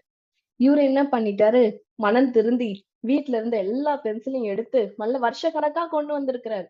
கொண்டு வந்து பண்டில் பண்டலா அப்ப பென்சில் எடுத்துட்டு அடுத்த நாள் மேனேஜரை பார்த்து ஒரு தட்டுல வச்சு குடுத்துட்டாரு. அவருக்கு மேனேஜர் கேக்குறாரு, என்னப்பா இது அப்படின்ட்டு. இல்ல நான் ஆவியானவருக்காக ஜெபிச்சேன் நானு. பரிசுத்த ஆவியானவர் பெற்றுக்கொள்வேன். என் தெய்வம் என் மேல வாசம் செய்யணும்னு சொல்லி நான் ஜெபிச்சேன். அப்ப எனக்கு ஆண்டவர் உணர்த்தினாரு. இத்தனை வருஷமா நான் கொண்டு போன பென்சில் நான் திரும்பி கொடுத்துடுறேன் அப்படின்னு திரும்பி கொடுத்தாராம். மறுபடியுமா அன்னைக்கு ஈவினிங் வீட்டுக்கு வந்து ஜெபிக்கும் போது பரிசுத்த ஆவியானவர் அவரை நிரப்புனார். பாருங்க, ஒரு பரிசுத்த ஆவியானவரா தேவன் நம்மளை ஆசீர்வதிப்பதற்கு பரிசுத்த ஆவியானவர்னா யார் தெரியுமா? நம்மளை ஆசீர்வதிக்கப்படுவதற்காக நமக்காக அனுப்பப்பட்டவர் தான் அவரு. அவர் நமக்குள்ள வந்துட்டா எல்லா ஆசீர்வாதமும் நமக்குள்ள வந்துரும். அவர்தான் அவர்தான் முக்கியம். அப்பேற்பட்ட ஆசீர்வாதத்தை பெற்றுக்கொள்ள தடையா இருந்ததுன்னா ஒரே ஒரு பென்சில். அது தப்புனே தெரியாம வச்சுட்டு இருந்தாங்க. ஒரு சில பேர் அப்படியே அசால்ட்டா கெட்ட வார்த்தை பேசுவாங்க. ஏன் கெட்ட வார்த்தை வருது அப்படின்னே தெரியாது. அசால்ட்டா பழகி இருப்பாங்க. கொஞ்ச நாள் ஆச்சுன்னா அது பழகிடும். கெட்ட வார்த்தை பேசுறது பழகிடும். அசால்ட்டா பேசுவாங்க. வாய திறந்தா கெட்ட வார்த்தை தான். ஆவியானவரை துக்கப்படுத்தும். ஆவியானவரை பெற்றுக்கொள்ளணும் ரொம்ப கஷ்டம் பெற்றுக்கொள்வது. பெற்றுக்கொண்டவங்க என்ன பண்ணுவாங்க அப்படின்னா, ஆவியானவரை துக்கப்படுத்துறீங்க. ஆண்டவர் சொல்றாரு, ஒரே நாவுனால தேவனையும் துதிக்க முடியும். அதே நாவுனால தேவனை தூஷிக்க முடியுமா? தேவன் படைத்த மனுஷனை தூத்திக்கிறோம். யார் அது கெட்ட வார்த்தை பேசுறோம்? தேவன் படைச்ச படைப்பு யாரோ ஒருத்தரை தான் கெட்ட வார்த்தை பேசுறோம். ஒரு நாளும் செய்யக்கூடாது. நாவினால் பாவம் செய்யக்கூடாது. கையினால் பாவம் செய்யக்கூடாது. சின்ன சின்ன விஷயம் தோணும். நமக்கு தெரியாது. நமக்கு இதெல்லாம் திருடுனே நமக்கு தெரியாது. இதெல்லாம் வந்து தப்புன்னே நமக்கு தெரியாது. ஆனா நம்ம செஞ்சுக்கிட்டே இருப்போம். இன்னைக்கு ஆண்டவர் அததான் காட்டுறாரு. இதெல்லாம் வந்து நம்ம மாறுவதற்குரிய நேரம். நம்ம முழுமையான தேவனுடைய ஆசீர்வாதத்தை பெற்றுக்கொள்ளணும்னா, நம்ம முழுமையாய் கர்த்தருக்குள்ளாக பரிசுத்தப்பட்டு இருக்கணும். அது சின்ன தப்பா இருந்தாலும் தயவு செய்து ஏதாவது ஒரு பேப்பர் இருந்துச்சுன்னா, இன்னைக்கு நைட்டோ, நாளை காலையிலயோ எழுந்து இத எழுதுங்க. அதுக்கப்புறம் கூட கிழிச்சு போட்டுக்கலாம். நான் அந்த தப்புலாம் பண்ணியிருக்கேன். இந்த பக்கலாம் தப்பு எதுக்கு நான் எழுத சொல்றேன்னா, அப்பதான் நமக்கு புரியும் என்னன்ட்டு. இந்த வந்து அப்புறம் அத ரீட் பண்ணுங்க. ரீட் பண்ணி ஆண்டவரே என்ன மன்னிச்சிருங்கப்பா. காயினை போல உங்களுக்கு நான் எதிர்த்து நிற்க மாட்டேன். ஆதாமை போல நான் மறைஞ்சு வாழ மாட்டேன். என்ன நீங்க ரட்சித்துட்டு இருக்கீங்க. எனக்கு என்ன தொடர்புலதான் என் கூட இருக்கீங்க. என்ன மன்னிச்சிருங்க ஆண்டவரே அப்படின்னு சொல்லி அவர்கிட்ட மன்னிப்பு கேட்கும்போது ஆண்டவர் பாவத்தை மன்னிப்பார். நான் சொல்றேன், நீண்ட நாளாய் நீங்கள் கர்த்தரிடத்திலிருந்து கேட்டு இருக்கிற ஒரு ஆசீர்வாதத்தை நீங்க பெற்றுக்கொள்வீங்க. இது யார் இன்னைக்கு நீங்க இதை ஃபாலோ பண்ண போறீங்களோ, ஆண்டவர்கிட்ட முழுமையாய் சின்ன சின்ன விஷயத்த கூட நீங்க சொல்லி ஒப்புரவாக போறீங்களோ, தீர்க்க தரிசனமா நான் உங்களுக்கு சொல்றேன். எழுதி வச்சுக்கோங்க. நீங்க எனக்கு போன் பண்ணி சொல்வீங்க. வீடியோ ரெக்கார்டிங் மூலியமா பாக்குறவங்க சரி. நீண்ட நாளாய் நீங்கள் கர்த்தரிடத்திலிருந்து கேட்டு கொண்டிருக்கிற ஒரு காரியத்தை பெற்றுக்கொள்ள போறீங்க. ஒரு ஆசீர்வாதத்தை பார்ப்பீங்க. ஏன்னா இது தேவனுடைய இருதயத்தை குளிர பண்ணும். ஆண்டவர் ரொம்ப ரொம்ப ரொம்ப ரொம்ப அன்புள்ள தேவன். ஆதாமும் ஏவாளும் தவறு பண்ணி அமிச்சிட்டா கூட ஆண்டவர் வந்து பாத்தீங்க அப்படின்னா அவனுக்கு வேண்டிய நன்மைகளை செய்துதான் அனுப்புறாரு. சரிங்களா? அவங்களுக்கு வந்து ஒரு நல்ல அவங்க வந்து அத்தியில எடுத்து கட்டிக்கிட்டாங்க உடம்புல, பாவம் பண்ணக்கு அப்புறம். ஆனா ஆண்டவர் சொல்றாரு, உனக்கு அத்தி இல்ல, உனக்கு நான் பெஸ்ட் தான், நீ இந்த தோல் உடை தான் உனக்கு சிறந்ததா இருக்கும் அப்படின்னு சொல்லி, பாவம் பண்ண மனுஷனுக்கும் பாவத்தை அறிக்கையிடாத மனுஷனுக்கும் இரக்கம் செய்கிறார். நல்லா பாத்துக்கோங்க. மனைவிக்கும் தோல் உடைகளை உண்டாக்கி அவர்களுக்கு உடுத்தினாரா. அவருக்கு ஒரு ஆசீர்வாதத்தை கொடுத்துதான் அனுப்புறாரு. யாருக்கு? தப்பு பண்ண ஆதாமுக்கு. பாவம் செஞ்சு ஆண்டரோடு ஒப்புரவாகாத ஆதாமுக்கு நன்மை செய்கிற தேவனை ஆராதிக்கிறோம். நம்மளுடைய ஆண்டோட இருதயம் என்ன? அவர் யாருக்கும் தீமை செய்யவே மாட்டார். அவருடைய இருதயம் சபிக்கிற இருதயம் இல்ல. அவரு நினைக்கிறீங்களா அவர் வந்து ரொம்ப ரொம்ப கோபத்துல அப்படியே சபிச்சிருப்பாருன்ட்டு? கோபத்துல இல்ல, வேதனையோடு சபிச்சிருப்பாரு ஆதாம. ஏன்னா அவர் நீதி உள்ள தேவன். அவரால் அநீதி செய்ய முடியாது. தப்பு பண்ணா அந்த நீதிக்குரிய காரியத்தை அவர் செஞ்சுதான் தீரணும். அவர் அப்படிப்பட்டது. ஏன்னா அவருடைய பேரே நீதி. அவர் நீதியானவர். அவர் எப்படி அநீதி செய்ய முடியும்? ஆனாலும் அவருடைய இருதயம் அன்புள்ள இருதயமா இருக்கறனால தப்பு பண்ண ஆதாமுக்கு நன்மை. அடுத்த வசனத்தை பாருங்க. காயின் சொல்றான், காயின் ரெக்ரெட் பண்ணல. ஆனா என்ன சொல்லுவான் தெரியுமா? ஆண்டவர்கிட்ட என்ன சொல்லுவான் தெரியுமா? ஆண்டவரே, நீர் கொடுக்கிற தண்டனை என்னால சகிக்க முடியாது. ஏன்னா யாரெல்லாம் என்ன பாக்குறாங்களோ அவங்க எல்லாம் என்ன கொன்னு போட்டுருவாங்க அப்படின்னு சொல்லி பயப்படுவாரு அப்படியே காயின். அப்படி பயந்த உடனே தேவன் சொல்வாரு, என்ன சொல்லுவாரு? அவன் மேலேயும் இரக்கம் வச்சு என்ன சொல்வாரு? காயினை கொல்கிற எவன் மேலும், ஆதியாகமம் 4:15, காயினை கொல்லுகிற எவன் மேலும் 7 பழி சுமரும் சொல்லி ஒரு அடையாளத்தை போட்டுருவார். அதனால யார் காயினை கண்டுபிடிச்சாலும் அவங்கள கொன்னு போட மாட்டாங்க. ஒரு அசுத்தமான ஒரு மனுஷனையே இந்த பூமியில நல்லா வாழறதுக்கு அவரால அலோ பண்ணும்போது, நீங்கெல்லாம் இயேசுவின் ரத்தத்தினால, நீங்களும் இயேசுவின் ரத்தத்தினால பரிசுத்தமாக்கப்பட்டவர்கள் அல்லவா? இப்ப நம்ம ஒரு தப்பு பண்ணிட்டு நம்ம அவங்க மன்னிப்பே கேட்கல, நம்ம மன்னிப்பு கேட்கிறோம். நம்ம மன்னிப்பு கேட்கறதுக்கு ரெடி ஆயிட்டோம். இப்போ நம்ம கேட்கும் போது நமக்கு எவ்வளவு பெரிய ஆசீர்வாதத்தை அவர் கொடுக்க ஆயத்தமா இருப்பாரு. நான் இப்ப முன்பாக நான் உங்களுக்கு ஒரு காரியத்தை சொன்னேன்ல, எழுதி வச்சுக்கோங்க. நீங்க ரொம்ப நாள் கேட்கிற ஒரு ஆசீர்வாதத்தை நிச்சயமா ஆண்டவர் உங்களுக்கு உடனே ரிலீஸ் பண்ணுவார் அப்படின்னு நான் சொன்னேன் இல்லைங்களா? நிச்சயமா இதற்கு அடையாளமா தான் இந்த வார்த்தையை உங்களுக்கு கொடுக்கிறாரு. அதாவது ரெக்ரெட் பண்ணாத மனுஷனுக்கே நன்மையை செய்கிற தேவன். நீங்க ரெக்ரெட் பண்ணும்போது இயேசுவின் ரத்தம் நமக்கு முன்பாக வந்து நிற்கும். நமக்கு அப்படின்னு சுத்தி நிற்கும். நம்மளுடைய நீதியாய் நிற்கும். நீங்க ஒரு வார்த்தை சொன்ன உடனே உங்க பாவம் மன்னிக்கப்படும். என்ன ஆகும்? தேவனுடைய ஆசீர்வாதத்தை, நன்மை செய்கிற தேவனிடத்திலிருந்து நன்மையை பெற்றுக்கொள்வோம். நம்ம விசுவாசிக்கிறீங்களா? கேட்பீங்களா? சரி, இப்போ நான் இன்னொரு காரியத்தை நான் பார்க்க போறோம். நான் இவ்வளவு தூரம் நான் உங்களுக்கு சொன்னேன் இல்லையா? ஆண்டவர் வந்து அவர் சபிக்கணும்ன்றது ஒரு எண்ணமே இல்லை. அவருடைய இருதயத்தை நம்ம பார்த்து கொண்டு இருக்கோம் இல்லையா? அவருடைய இருதயம் என்ன அப்படின்றத நான் உங்களுக்கு ஆதாரமாய் காட்ட விருப்பப்படுறேன். நான் சீக்கிரமா முடிச்சிடுவேன். காயின் பார்த்தோம், ஆதாமுடைய காரியத்தை பார்த்தோம். தாவீது இங்க இருக்கிறாரு. தாவீது யார் தெரியுமா? தேவனுடைய ரொம்ப ரொம்ப தேவன் நம்பின ஒரு மனுஷன். தேவனை ரொம்ப துதித்து கொண்டிருக்கிற ஒரு மனுஷன். தேவனை மகிமைப்படுத்துகிற ஒரு மனுஷன். தேவன் வந்து அப்படியே ராஜாவாய் உயர்த்தி வைத்து அழகு பார்த்த ஒரு மனுஷன் யார் அப்படின்னா நம்ம தாவீது. யாருக்கெல்லாம் தாவீது பிடிக்கும்? கை தூக்குங்க. யாருக்கெல்லாம் தாவீது பிடிக்கும்? எனக்கு ரொம்ப பிடிக்கும். ஏன்னா நம்மளுடைய இயேசு கிறிஸ்துவே தாவீதின் குமாரன் என்று அழைக்கப்பட்டார்ல. எனக்கு தாவீது ரொம்ப ரொம்ப பிடிக்கும். அப்பேற்பட்ட தாவீது ஒரு நான் சொல்றேன், பயங்கரமான பாவம் மட்டும் கிடையாது, சாபத்துக்குரிய பாவம். எப்பேற்பட்ட பாவம்? சாபத்திற்குரிய சாபம். உடனே எப்படி காயின் தப்புக்கு ஈக்குவல், காயினுடைய தப்புக்கு ஈக்குவலான தவற தாவீது பண்ணாரு. என்ன பண்ணார் தெரியுமா உங்களுக்கு? வேறு ஒருத்தருடைய மனைவிய அந்த மனுஷனை கொன்னுட்டு தன்னுடைய மனைவியாய் ஆக்கிக் கொள்வார். ரத்தப்பழி. என்ன பழி? ரத்தப்பழி. அதுவும் இஸ் a innocent man. உண்மையா இருந்த மனுஷன், ரொம்ப ஃபெய்த்ஃபுல் மனுஷன். தாவீதுக்கு ரொம்ப ஃபெய்த்ஃபுல்லா இருந்த மனுஷன். அந்த மனுஷனுடைய மனைவியை தன் மனைவியாய் ஆக்கிக் கொள்வதற்காக அவனை கொன்னுட்டு, அவனை லிட்ரலா கொலை செஞ்சுட்டு, எப்படி காயினாவது பரவாயில்ல, ஏன் கொலை செஞ்சாரு? தேவன் என்னை அங்கீகரிக்கவில்லைன்னு தேவன் மேல இருக்க ஒரு பாசம் கூட ஒரு காரணமா சொல்லலாம். காயின் மேல வந்த பொறாமைக்கு. நான் கொஞ்சம் காயினுக்கு சப்போர்ட் பண்ணுவேன். ஆனா தாவீதுக்கு சப்போர்ட்டே பண்ண முடியாது. அந்த அளவுக்கு மோசமான செயல், சுயநலத்துக்காக, தன்னுடைய சந்தோஷத்திற்காக இன்னொருத்தனுடைய, அதுவும் நல்ல மனுஷனுடைய மனைவிய, நல்ல மனுஷனை கொன்னுட்டு தன்னுடைய மனைவியாய் ஆக்கிக் கொள்வார். ரத்தப்பழி மட்டும் தீரவே தீராது. ரத்தம் சிந்தனாதான் அந்த பழி தீரும். ரத்தம் சிந்தனாதான் ஒருத்தர் செஞ்ச ரத்தப்பழி தீரும். அதனால இயேசு கிறிஸ்து ரத்தம் சிந்தினார் நமக்காக, நம்மளுடைய எல்லா பழிகளையும் நீக்குவதற்காக. இப்ப பாருங்க, தாவீது பெரிய ராஜாவா இருக்கிறார். அவர் இவ்வளவு பெரிய தப்பு பண்ணியிருக்கிறாரு. இப்போ தாவீது கிட்ட பாத்தீங்கன்னா பேசணும். அப்போ நாத்தான்வேல் அப்படின்ற மனுஷன், ஒரு தீர்க்கதரிசி, தாவீதை நோக்கி என்ன சொல்றாரு? நீயே அந்த மனுஷன், இஸ்ரவேலின் தேவனாகிய கர்த்தர் சொல்கிறது என்னவென்றால், நான் இந்த வசனத்தை வேகமா படிக்க போறேன், ஏன்னா இந்த ஆண்டவருடைய கோபத்தை நீங்க பார்ப்பீங்க, நல்லா கவனிங்க. என்னவென்றால், நான் உன்னை இஸ்ரவேலின் மேல் ராஜாவாக அபிஷேகம் பண்ணி உன்னை சவுலின் கைக்கு தப்புவித்து உன் ஆண்டவனுடைய வீட்டை உனக்கு கொடுத்து உன் ஆண்டவனுடைய ஸ்திரீகளையும் உன் மடியிலே தந்து இஸ்ரவேல் வம்சத்தையும் யூத வம்சத்தையும் உனக்கு கையளித்தேன். இது போகாதிருந்தால் இன்னும் உனக்கு வேண்டியதை தருவேன்.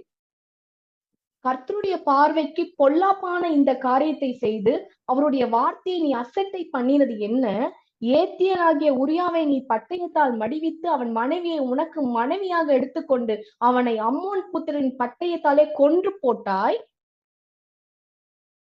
இப்பொழுது நீ என்னை அசட்டை பண்ணி, நல்லா கவனிங்க, இந்த வார்த்தையை கவனிங்க, நல்லா கவனிங்க. நீ என்னை அசட்டை பண்ணி, யார் சொல்றா? தேவன் சொல்றாரு. என்ன சொல்றாரு?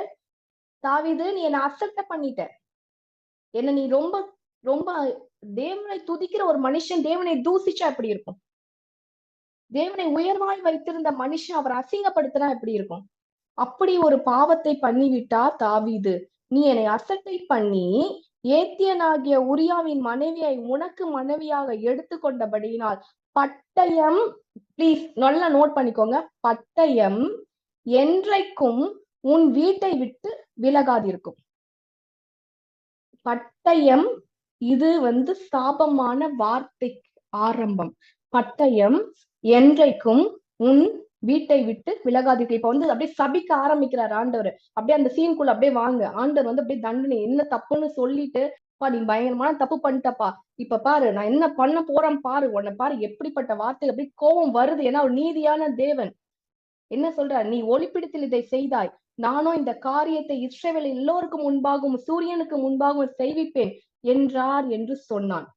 சொன்ன அடுத்த செகண்ட் சாமுவேல் 12ஆம் அதிகாரத்துல படிச்சுட்டு இருக்கோம். 2 சாமுவேல் 12ஆம் அதிகாரத்துல 12-13. அப்ப என்ன நடக்குது அப்படின்னா, அப்பொழுது தாவீது நாத்தான்வேல் இடத்துல, அதான் தீர்க்கதரிசிட்ட, நான் கர்த்தருக்கு விரோதமாய் என்ன செஞ்சாரா?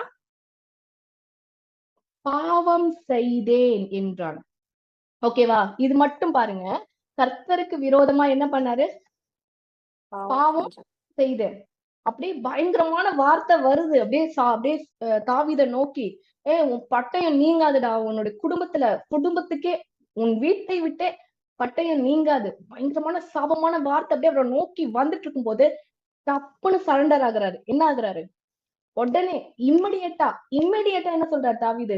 நான் கர்த்தருக்கு விரோதமாய் பாவம் செய்தேன். இங்கதாங்க இருக்கு ஆண்டவருடைய இருதயம். உடனே பாருங்க, அடுத்த செகண்ட் தீர்க்கதரிசி சாதாரணமா பேசிட்டு இல்ல, ஆண்டோடைய வார்த்தையை கேட்டு ஆண்டோடைய வார்த்தையாய் ஒரு வாயிலிருந்து வந்துட்டு இருக்கு. தப்புன்னு ஆண்டவர் வார்த்தையை மாத்தி போடுறாரு. நாத்தான் தாவீதை நோக்கி, நீ சாகாதபடிக்கு கர்த்தர் உன் பாவம் நீங்க செய்தார். ஆண்டோடைய இருதயம் புரியுதா? அவர் என்ன எதிர்பார்க்கிறான்னு புரியுதா? சபிக்கிறது அவர் நோக்கம். அப்படியே ஒரு கோபம் கொந்தளிக்குது அவருக்கு. அப்படியே அந்த நீதி, அந்த அநீதியை ஏற்றுக்கொள்ள முடியல. நீதியான தேவன் அதான் இருதயத்துக்கு ஏற்ற மனுஷனா இருந்தாலும் சரி, நீ எப்படி வேணா நான் துதிச்சுக்கோ, அதை பத்தி எல்லாம் எனக்கு பெருசு கிடையாது. என்ன நீ அசட்டை பண்ணிட்ட, அநீதி பண்ணிட்ட, என்னால உன்னை பார்க்க முடியல. அப்போ கோபம் வருது. கோபமான வார்த்தைகள் தாவீதை நோக்கி வரும்போது தாவீது ஞானமாய் அவர் கர்த்தருடைய இருதயத்தை புரிந்ததுனால, இப்ப உங்களுக்கு எல்லாம் சொல்லி கொடுத்துட்டு இருக்க மாதிரி யாராவது தாவீதுக்கு யாராவது சொல்லி கொடுத்தாங்கன்னு தெரியல.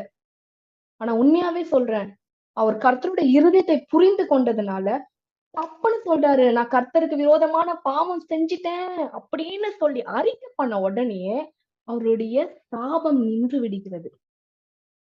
கர்த்தர் சாபமாய் போடணும்னு வந்தது எல்லாம் என்ன ஆயிடுச்சு? அப்படியே ஒரு ஸ்டாப் ஆயிடுச்சா? என்ன சொல்றாரு? அடுத்த வார்த்தை என்ன வருது? தாவீது இப்படி சொன்ன உடனே, நீ சாக மாட்ட, நீ சாகாதபடிக்கு கர்த்தர் உன் பாவம் நீங்க செய்தார். என்ன நீங்கிச்சா? அப்புறம் பாவம் வரலங்க, இயேசு கிறிஸ்து வரல. இந்த காரியம் எல்லாம் நடந்துட்டு இருக்கும் போது இயேசுவே வரல.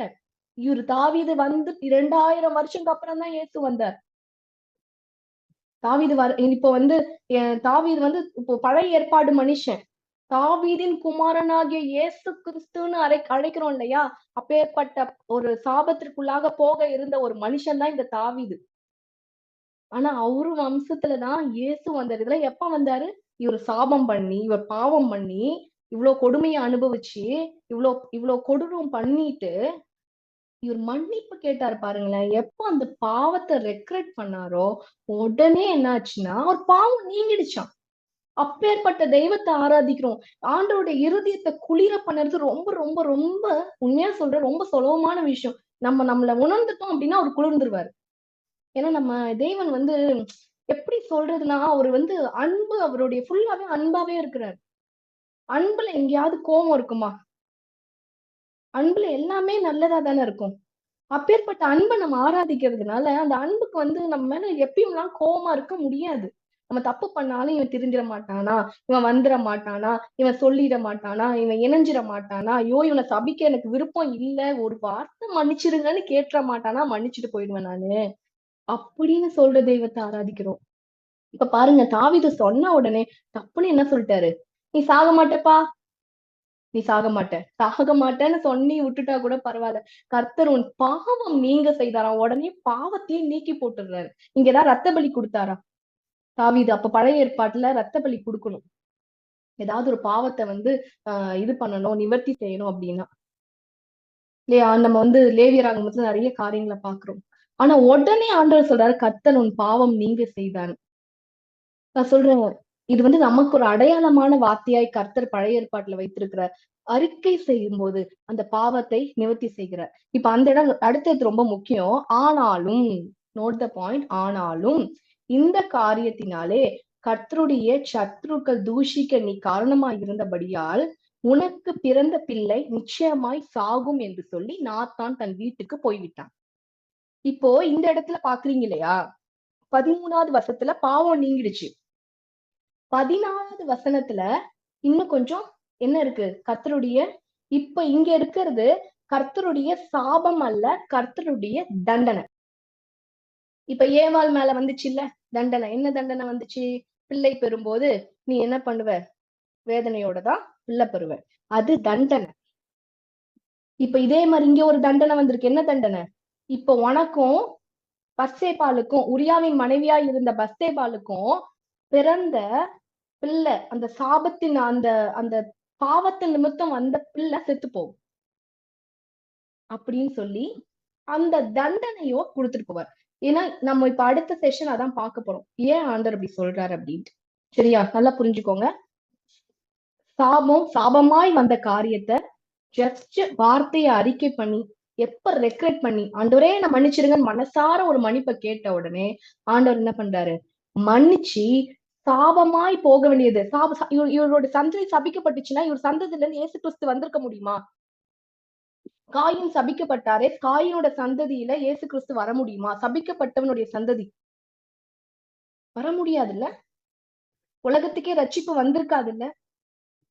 உண்மையாவே சொல்றேன், தாவீது பண்ண மிகப்பெரிய நல்ல விஷயம். அவர் ஆண்டவரை எப்படி துதிச்சாலும் எனக்கு நம்ம நிறைய காரியங்கள் பாக்குறோம். அவர் பண்ண சிறந்த விஷயத்திலே சிறந்த விஷயம், தப்புன்னு தான் பாவம் பண்ணாலும் அந்த பாவத்தை அறிக்கையிட்டு ஆண்டவர்கிட்ட மன்னிப்பு கேட்டு நம்மளெல்லாம் உண்மையாவே அவருடைய சந்ததியில இயேசு கிறிஸ்து வந்தார். இல்லைன்னா வேற ஒரு பிளானா இருக்கும். அவர் சந்ததியை தேவன் சபிக்கல. இப்ப வரைக்கும் தாவீதின் குமாரனாகிய இயேசு கிறிஸ்து ஈவன் வந்து தேவன் வந்து பாத்தீங்கன்னா தன்னை ஐடென்டிஃபை பண்றதே வந்து பாத்தீங்கன்னா தாவீதின் குமாரன் என்றுதான் தன்னை ஐடென்டிஃபை பண்றாரு ஆண்டவர். அவர் பாவத்தை நீக்குவது மட்டும் இல்லாம கிருபையுள்ள தேவனாய் அவர் காணப்படுறார். எவ்வளவு நல்லவர் இல்ல நம்ம ஏசப்பா. நான் உண்மையா சொல்றேன், நான் பேசும்போது ஏன் நான் இவ்வளவு தூரம் சொல்றேன்னா, அவர் நல்லவர் என்பதை ருசித்து பாருங்க. அவர் ரொம்ப ரொம்ப ரொம்ப நல்லவர். அவருடைய காரியத்தை, அவருடைய இருதயத்தை நம்ம பார்க்கும்போது, அவருடைய இருதயத்தை நம்ம உணரும் போது, அவர் எப்பேற்பட்ட அன்புக்குள்ளா இருக்கிறார், அவர் எப்பேற்பட்டவரா இருக்கிறார்னு உங்களுக்கு புரியுதா? ஒரே வார்த்தையில வாழ்க்கை அப்படியே மாறிடுச்சு, தப்புன்னு மாறிடுச்சு. பாருங்க. தாவீதை குறித்து புதிய ஏற்பாட்டுல அப்போஸ்தலர் 13ஆம் அதிகாரம் 22ஆம் வசனத்துல என்ன சொல்லப்பட்டிருக்கு தெரியுமா? தாவீதை அவர்களுக்கு ராஜாவா ஏற்படுத்தி ஈசாயின் குமாரனாகிய தாவீதை என் இருதயத்துக்கு ஏற்றவனாக கண்டேன். யாருக்கு? இது பழைய ஏற்பாட்டுல சொல்லப்படல. தாவீது பாவம் செய்து விட்ட பிறகு, பாவம் செய்து விட்டு மன்னிப்பு கேட்டு இந்த தண்டனையை வாங்கிக்கிட்டார், புள்ள செத்து போகும்.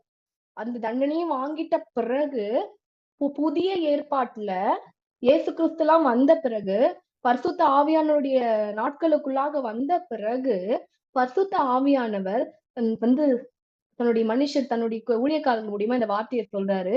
ஈசாயின் குமாரனாகிய தாவீதை என் இருதயத்துக்கு ஏற்றவனா.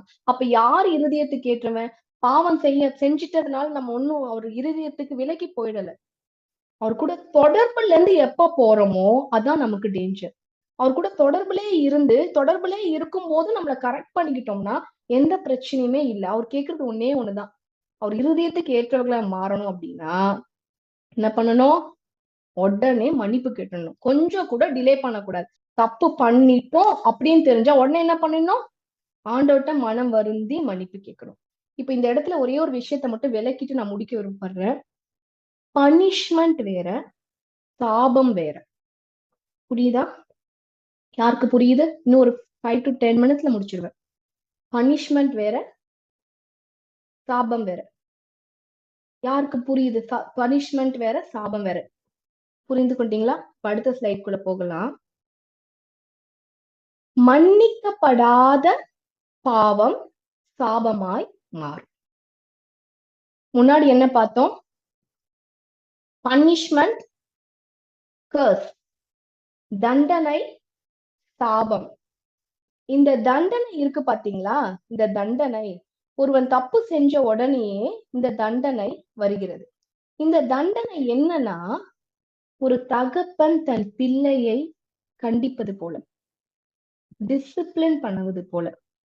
எதுக்குப்பா அப்பா அடிப்பாரு நம்மள? நீங்க எல்லாம் சின்ன பிள்ளைகளா இருந்து பெரியவங்களா இருக்கீங்க இல்லையா? நமக்கு எப்ப நம்மளுடைய பெற்றோர்கள் நம்ம மீது கோவப்படுவாங்க? நம்ம தப்பு பண்ணா கோவப்படுவாங்க. அது தப்பு பண்ணா கோவப்படுறாங்க அப்படின்னா எதுக்காக? நம்மள அடிச்சு உதைச்சு இது பண்றதுக்காகவா? நம்மள கூட நமக்கு அந்த வேதனையை அனுபவிக்கணும்ன்றதுக்காகவா? இல்ல, நம்ம மாறணும், நம்ம நல்லா இருக்கணும் அப்படின்றதுக்காக தான் கொடுக்கறதுதான் தண்டனை, டிசிப்ளின். ஆனா இந்த சாபம் இருக்கு பாத்தீங்களா, இது மோசமானது. இத வாங்கவே கூடாது. இதுக்குரிய டிஃபரன்ஸ் நமக்கு தெரியணும். அடுத்த ஸ்லைட்ல பார்த்தோம், ஒரு பாவம் செஞ்சுட்டு அதை நம்ம அறிக்கை பண்ணாம அப்படியே வச்சிருந்து அதை நம்ம கேர்லெஸ்ஸா இருந்து தேவன் முன்பாக சொன்னது போல, நீ என்னை அலட்சியம் பண்ணதினால், நீ என்னை ரொம்ப அலட்சியமா நினைச்சுக்கிட்டு அந்த பாவத்தை அறிக்கை பண்ணாம அப்படியே கேர்லெஸ்ஸா எல்லா கிருபை நாட்கள்ல வாழ்றோம், ஆண்டவர் எல்லாத்தையும் மன்னிச்சிருவாரு அப்படின்னு சொல்லி வாழ்ந்தோம்னா, நீ ஒரு ரட்சிக்கப்பட்டு இருந்தாலும், அதாவது ஞானஸ்தானமும் இயேசு கிறிஸ்துவினால் ஒரு முறை மன்னிப்பை பெற்றுக் கொண்டவர்களா இருந்தாலும் துணிகரமாய் இருப்போமானால் சாபமாய் மாறும். அது என்னவாய் மாறும்? சாபமாய் மாறும். அதுதான் இப்போ இவ்வளவு நேரம் நம்ம பார்த்துக்கிட்டு இருந்தோம். இப்ப அடுத்தது பாருங்க. தண்டனை நல்லது, சாபம் நல்லதல்ல. என்ன நல்லது? கர்த்தர்கிட்ட நம்ம ஒரு தண்டனையை வாங்கிக்கிட்டோம்னா நல்லது. ஏன் நல்லதுன்னு சொல்றேன்னு தெரியுமா? ஏன்னா அந்த தண்டனை அவர் நமக்கு கொடுக்கும்போது தகப்பனுடைய இருதயத்தோடு கொடுக்கிறார், நம்ம நல்லா இருக்கணும்னு கொடுக்கிறார். இப்ப கிறிஸ்தவர்களா நம்ம இருக்கிறோம், ஏசு கிறிஸ்துவனால நம்ம ரட்சிப்பை பெற்றுக்கொண்டு அவருடைய பிள்ளையாய் வாழ்ந்து கொண்டிருக்கிறோம். திடீர்னு ஒரு தண்டனை வருதுன்னு வச்சுக்கோங்களேன், திடீர்னு நம்ம வாழ்க்கையில ஒரு நஷ்டம் வருது, நம்ம பினான்சியலா ஒரு நஷ்டம் வருது. அப்ப நம்ம என்ன, அது ஒரு தண்டனை. நமக்கு ஒரு ஆசீர்வாதத்தை பெற்றுக்கொள்ள தகுதியா இருக்கிற நமக்கு ஒரு கெட்ட விஷயம் நடக்குது, ஒரு இழப்பு வருது, ஒரு உடம்பு சுகவீனம் வருது, இதெல்லாம் தண்டனை. உடனே ஐயோ அவன் என்ன பாவம் பண்ணானோ, அவன் வாழ்க்கையில இப்படி வந்துருச்சு அப்படின்னு சொல்லக்கூடாது. ஆண்டவர் அவங்களை நேசிக்கிறதுனாலதான் அதை அனுமதிக்கிறார். எதுக்காக அனுமதிக்கிறாரு? உண்மையாவே கர்த்தர் அடிக்கிற மனுஷன் ரொம்ப ரொம்ப ரொம்ப கர்த்தருக்கு பிரியமான பிள்ளை தெரியுமா? கர்த்தர் தான் நேசிக்கிற பிள்ளையதான் சிட்சிப்பாரு. சிட்சிப்பார்னா தண்டனை கொடுப்பாரு. இன்னொரு வார்த்தை இங்கிலீஷ்ல எப்படி இருக்கும்னா சிக்ஷை அப்படின்ற வார்த்தைக்கு இன்னொரு மீனிங் வந்து டிசிப்ளின் அப்படின்னு இருக்கு. தமிழ்ல சிக்ஷை அப்படின்ற வார்த்தைக்கு தண்டனை அப்படின்னு அர்த்தம். யார தண்டிப்பாரு, யார சிக்ஷிப்பாரு? அவர் யார நேசிக்கிறாரோ அவங்களுக்குதான் அடி விழும். அப்ப அடி விழுந்த மக்களை நம்ம பார்த்து என்ன சொல்லக்கூடாது, பாரு என்ன பாவம் பண்ணானோ, என்ன சாபம் பண்ணானோ, அப்படியே வந்து ஓவரா சீன் போட்டாங்கல்ல, அதனாலதான் இதெல்லாம் நடந்துச்சு அப்படின்னு நினைக்க கூடாது. அவங்கள ரொம்ப அவர் நேசிக்கிறதுனாலதான் ஒரு அடி விழுது. இப்போ தாவீது தேவனை ரொம்ப பிரியமா அவர் பாவம் பண்ணிட்டு சாபத்துல இருந்து தப்பிச்சிட்டாரு. ஆனாலும் ஆண்டவர் ஒரு தட்டு தட்டுவாரு. தாவீதை தட்டினாரு. ஏன் தெரியுமா? என்னதான் இருந்தாலும் அவன் பண்ணது தப்பு.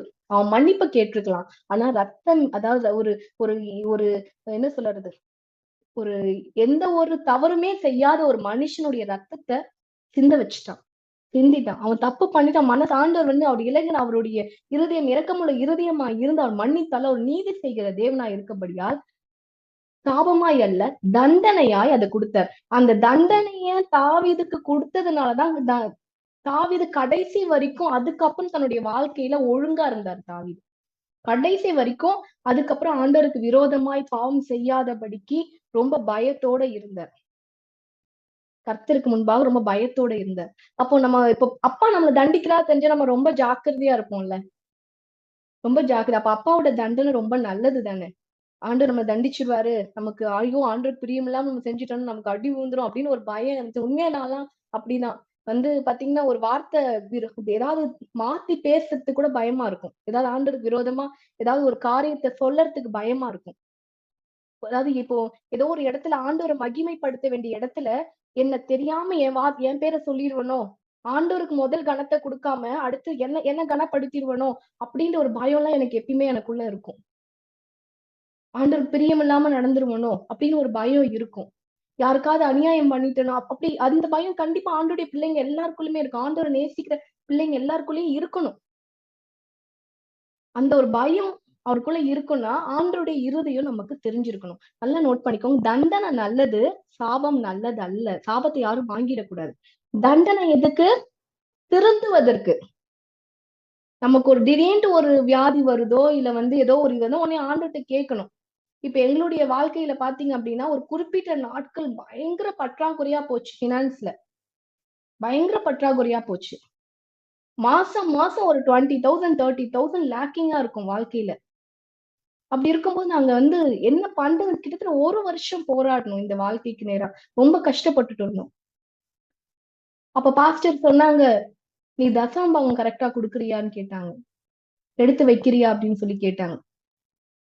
அப்போ நான் சொன்னேன், நான் வந்து நம்ம நான் அது கொஞ்சம் கவனிக்கணும் அப்படின்னு சொல்லி அந்த காரியத்தை நாங்க ஆராய்ஞ்சு பார்க்கும்போது சரியான வகையில ஆண்டவருக்கு கொடுக்க வேண்டிய பங்கை சரியா கொடுக்காதது நாங்க தெரிந்து கொண்டேன்.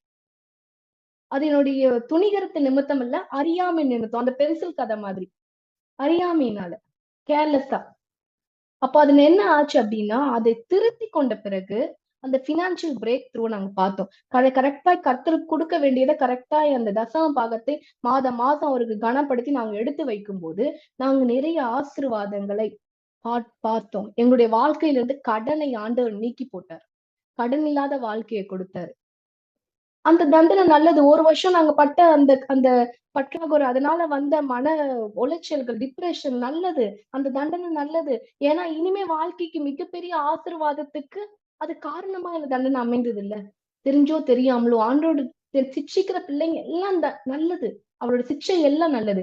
ஆனா சாபம் என்பது நியாய தீர்ப்பு. என்னது? நியாய தீர்ப்பு. அது ஜட்ஜ்மெண்ட். சாபத்தை பெற்றுக்கொள்ள கூடாது. அப்ப எது வந்து கர்த்தருடைய இங்கிலீஷ்ல இருக்கு, நான் தமிழ்ல உங்களுக்கு சொல்றேன். எது கடவுளுடைய சாபத்தை பெற்றுக் கொடுக்கும்? Accepting punishment and not repenting brings curse. உங்களுக்கு புரியுற மாதிரி சொல்றேன். இது கொஞ்சம் ஆழமான சத்தியம். ஒரு சில பேர் எப்படி இருக்கும் அப்படின்னா, நம்ம வாழ்க்கையில வர்ற கஷ்டத்தை தாங்கிப்போம். ஆண்டவர்கிட்ட போயிட்டு ஏன்னு கேட்க மாட்டோம். ஏன்னு மனம் திரும்ப மாட்டோம். ஆண்டவர் அனுமதிக்கிறாரு, என்ன பண்றது? ஆண்டவர் இந்த வியாதியை அனுமதித்தார், கர்த்தருக்கு ஸ்தோத்திரம். கர்த்தர் இந்த பொருளாதார டிப்ரெஷனை வந்து அனுமதித்தார், கர்த்தருக்கு ஸ்தோத்திரம். கர்த்தர் இந்த கடன் வரணும், நான் பாடு பண்ணணும்னு ஆண்டவர் வச்சிருக்கிறாரு. கர்த்தருக்கு ஸ்தோத்திரம். என்ன சொல்றேன்னு புரியுதா? Accepting the punishment. ஆண்டவர் நம்ம கஷ்டப்படுவதற்காக அழைக்கல, நம்ம ஆசீர்வாதமா இருக்கிறதுக்கு தான் நம்மள அழைத்திருக்கிறார். இயேசு அதற்காக தான் மரித்திருக்கிறார். நம்ம டிப்ரெஷனுக்குள்ளேயோ, வேதனைக்குள்ளேயோ, பலவீனத்துக்குள்ளேயோ இருப்பதற்காக இயேசு இங்க வரல. இயேசு வந்ததே பாத்தீங்கன்னா நம்ம சுகமாய், நம்மளுடைய சுக வாழ்வு நீடித்திருக்கும்னு வேதத்துல இருக்கு. அப்ப நம்ம சுகத்துக்கு ஏதாவது ஒரு பங்கம் வருதுன்னா ஆண்டவர் சமூகத்துல போய் கேட்கணும். பனிஷ்மெண்ட்ட ரொம்ப அக்செப்ட் பண்ணிக்கிற ஒரு சூழ்நிலை, அதாவது அது கூட அக்செப்டிங்னா வாழ பழகிக்கிறது. அப்படி இருக்கவே கூடாது. ஆண்டவர்ட்ட போய் கேட்கணும். ஏன் ஆண்டவரே, எதுக்கு ஆண்டவரே, எதுக்கு இதா என் வாழ்க்கையில இருக்கு? நான் உம்முடைய பிள்ளை அல்லவா? உம்முடைய பிள்ளையா இருக்கும்படிக்கு எனக்கு அதிகாரம் கொடுத்திருக்கனா, இந்த நன்மைகளை என் வாழ்க்கையில வரணும் இல்லையா? அப்படி இருக்கும்போது ஏன் எனக்கு இல்ல? ஏன் என் வாழ்க்கையில கடன் இருக்கு? என் வாழ்க்கையில எதுக்கு என் பிள்ளைங்க ஒழுங்கா படிக்க மாட்றாங்க? ஏன் என் பிள்ளைங்களோட திருமண வாழ்க்கை தடைப்பட்டிருக்கு? ஏன் ஆண்டவரே நான் என்னுடைய வீட்டை இழந்திருக்கிறேன்? ஏன் என்னால வீடு கட்ட முடியல? நான் ஏன் இன்னும் மத்தவங்க கிட்டயே கையேந்துற நிலைமையில நான் இருக்கிறேன்? நான் ஏன் எனக்கு இன்னும் என் வேலையில ப்ரமோஷன் வரல? நம்முடைய ஆசீர்வாதத்தை நான் பெற்றுக்கொள்ளணும்னா நான் பெற்றுக்கொள்ளணும். ஆபிரகாம் ஐஸ்வர்யவானா இருந்தார். ஈசாக் ஐஸ்வர்யவானா இருந்தார். யாக்கோபு ஐஸ்வர்யவானா இருந்தார். இயேசு கிறிஸ்துவின் ரத்தத்தினால மீட்கப்பட்ட நம்மளும் அப்படிதான் இருக்கணும். இது செழிப்பு உபதேசம் அல்ல. இதான் உண்மை. ஆண்டோடைய பிள்ளைங்க ஆசீர்வாதமா தான் இருப்பாங்க. ஐஸ்வர்ய சம்மனரை ஆராதிக்கிறவங்க ஐஸ்வர்யவானாதான் இருப்பாங்க, இருக்கணும். அதுக்காக தான் அவர் தரித்திரரானார். இயேசு ஏன் தரித்திரரானார்னா, நம்ம தரித்திரத்தை நம்ம தூக்கி எடுப்பதற்காக தான். நம்ம தரித்திரல இருக்கிறோம் அப்படின்னா அவருடைய ஆசீர்வாதத்தை நம்ம பெற்றுக்கொள்ளலன்னு அர்த்தம். ஏன் அப்படின்னு ஆண்டவர்ட்ட கேட்கணும். அப்பா, ஆண்டவரே, இந்த இந்த தவறு என் வாழ்க்கையில இருக்கா, நீங்க மன்னிப்பு கேட்கிற ஆண்டவரே, நான் ரிப்பன் பண்றேன் ஆண்டவரே, என்னை மன்னிச்சிருங்கப்பா அப்படின்னு தாவீது மாதிரி மன்னிப்பு கேட்டு அதுல இருந்து வெளியே வந்துட்டு இயேசு கிறிஸ்துவினால் உண்டான முழுமையான ஆசீர்வாதத்தை நாம் பெற்றுக்கொள்ள வேண்டும். இன்னொன்னு சொல்றேன், சொன்னேன் இல்லையா? இப்போ இப்படியே வாழ பழகிட்டோம் அப்படின்னா இந்த மனம் திரும்பாமை நம்மளுடைய குடும்பத்திற்கு சாபமாய் மாறிவிடும். ஏனே தெரியாது. அதனால இந்த வேதத்தை வார்த்தையை கேட்கிறவங்க புரிந்து கொள்ளுங்க. கர்த்தர் உங்களோடு கூட பேசிட்டு இருக்காரு. ரொம்ப சிம்பிள். ஆண்டவரோடு இணைவது. உண்மையா மனம் வருந்தி, நம்ம யாரும் பாவம் செய்வதற்காக நம்ம அழைக்கப்படல. நம்ம தப்பு பண்ணிட்டே இருக்கணும்னு நம்மளுடைய எண்ணமும் இல்ல. ஏன் அவருடைய அன்பை வெளிப்படுத்தக்கூடாது? தேவனிடத்தில் நம்மளுடைய அன்பை ஏன் நம்ம வெளிப்படுத்த கூடாது? மன்னிப்பு கேட்டு அவரோடு ஒப்புரவாயிடுங்க. Immediate repentance, avoid curse. நிச்சயமா சொல்றேன், நாங்க பனிஷ்மெண்ட் நான் சொல்லல. Immediate repentance, avoid curse. ஆனா ஒரு சில தவறுகள், நம்ம செய்கிற பாவமான காரியங்கள் நிமித்தம் ஒரு சில தண்டனைகள் நம்மளுடைய வாழ்க்கையில இருக்கும். ஏன் பவுலுக்கே பாத்தீங்கன்னா ஒரு குறிப்பிட்ட அவர் ஒரு சில தன்னுடைய உடல்ல இருக்க ஒரு பலவீனத்துக்காக, பவுல் தெரியும் இல்லையா? அப்போஸ்தலர் பவுல். புதிய ஏற்பாட்டுல அவரை பத்தி நீங்க படிப்பீங்க. அவர் சொல்றாரு, நானே ஒரு சில காரியத்துக்காக ஜெபித்தேன், அந்த ஜெபத்தை கர்த்தர் கேட்கல. அந்த தண்டனையை கடைசி வரைக்கும் அந்த மனுஷனுக்குள்ளாக ஆண்டவர் அனுமதிச்சு வச்சிருந்தார். அவர் உடல்ல ஒரு பலவீனம். அப்படி இருக்கும்போது ஏன் நம்மளுடைய ஆஹ் பாத்தீங்க அப்படின்னா நிறைய ஊழியக்காரங்களுடைய வாழ்க்கையிலே பாத்தீங்கன்னா ஒரு சில பலவீனங்கள் அப்படியேதான் இருக்கும், மாறாது, அப்படியேதான் இருந்துகிட்டே இருக்கும். ஆனா அவங்க எல்லாருக்காகவும் ஜெபிப்பாங்க, அது எல்லாமே சுகமாகும், சரியாகும். அப்ப நம்ம பார்ப்போம், இவங்க என்ன ஊழியக்காரங்க, இவங்களுடைய பலவீனமே மாறல, இவங்க பிரச்சனையே மாறல நம்ம நினைப்போம். ஆனா ஒரு சில காரணங்களுக்காக ஒரு சில காரியங்களை கர்த்தர் அனுமதித்து வச்சிருப்பாரு. குறிப்பிட்ட நாட்களுக்கோ, ஒரு நீடிய நாட்களுக்கோ, இல்ல முழுமையான நாட்களுக்கோ வைத்திருப்பார். அது ஏன் நமக்கு தெரியாம இருக்கலாம். பட் ஆனா அப்படி யாரையாவது நீங்க பார்த்தீங்கன்னா நிச்சயமா சொல்லுங்க, ஆண்டவர் அவங்களை ரொம்ப நேசிக்கிறாருன்னு அர்த்தம். அதனாலதான் அதை அனுமதிச்சு வச்சிருக்கிறார். ஆனா அப்படியே இருப்பதற்காக அழைக்கப்படல. புரியுதுங்களா என்ன சொல்றேன்ட்டு? Immediate repentance will avoid the curse. அதுதாங்க முக்கியம். சாபத்துல இருந்து தப்பிக்கிறதுதான் முக்கியம். அப்பா தண்டிக்கிற பிள்ளை நல்லது, அப்பா தண்டிச்சா நல்லது, அப்பா அடி கொடுத்தா நல்லது. ஆனா அடி வாங்காமலும் தப்பிக்கலாம். நல்ல பிள்ளைங்க அடி வாங்காது, கீழ்ப்படுகிற பிள்ளைங்க அடி வாங்காது. எங்க அம்மா கிட்ட நான் அடி வாங்க மாட்டேன். எந்த பிள்ளை உடனே கீழ்ப்படிஞ்சிருதோ அந்த பிள்ளை அடி வாங்காது, தப்பிச்சிரும். அப்ப நீங்க கீழ்ப்படிதலின் பிள்ளைகளா இருந்தீங்க அப்படின்னா தண்டனை கூட உங்களுக்கு வராது. சரியா? தண்டனையில இருந்தும் தப்பிக்கலாம், சாபத்திலிருந்தும் தப்பிக்கலாம். இயேசு கிறிஸ்துனுடைய முழுமையான ஆசீர்வாதத்தை நம்ம பெற்றுக்கொள்ளலாம். காயினையும் ஆதாமை போல இப்படி நம்ம ரெக்ரெட் பண்ணாதவர்களாய், மனம் திரும்பாதவர்களாய் நாம் இருக்கவே கூடாது. தாவீதை போல நான் கர்த்தருக்கு விரோதமாய் பாவம் செய்தேன் அப்படின்னு சொல்லி அறிக்கை பண்ணுகிற தாவீதின் வம்சத்தில் வந்த இயேசு கிறிஸ்துவின் பிள்ளைகளாய் நாம் இருக்க வேண்டும். ஆண்டவர் உங்களுக்கு நான் எபிரேயர் 12:6 இவ்வளவுதான் நான் சொல்லிட்டு இருந்தேன் பாத்தீங்களா? அவனை என்ன ஆண்டவர் வசனம் எழுதியிருக்கிறார் பாருங்க. கர்த்தர் எவனிடத்தில் அன்பு கூறுகிறாரோ அவனை அவர் சிட்சித்துனா தண்டிச்சு, தாம் சேர்த்து கொள்கிற எந்த மகனையும், எந்த பிள்ளைய அப்பா சேர்த்துக்கணும்னு நினைக்கிறாரோ அந்த பிள்ளையதான் மகனை தண்டிக்கிறார் என்று பிள்ளைகளுக்கு சொல்கிறது போல உங்களுக்கு சொல்லி இருக்கிற புத்திமதியை மறந்தீர்கள். இந்த புத்திமதியை மறந்ததுனாலதான் நம்ம வாழ்க்கையில நடக்கிற காரியங்களை வச்சு தேவனை தூஷிக்கிறோம். ஏன் ஆண்டவர் இதை என் வாழ்க்கையில அனுமதிச்சீங்க? என்ன ஆண்டவரே, நான் ஆராதிக்கிறேன்ல, நான் துதிக்கிறேன்ல, வாரம் வாரம் சர்ச்சுக்கு போயிடுறேன்ல, ஏன் ஆண்டவரே என் பிள்ளைக்கு வேலையே கிடைக்கல? மனம் திரும்பு.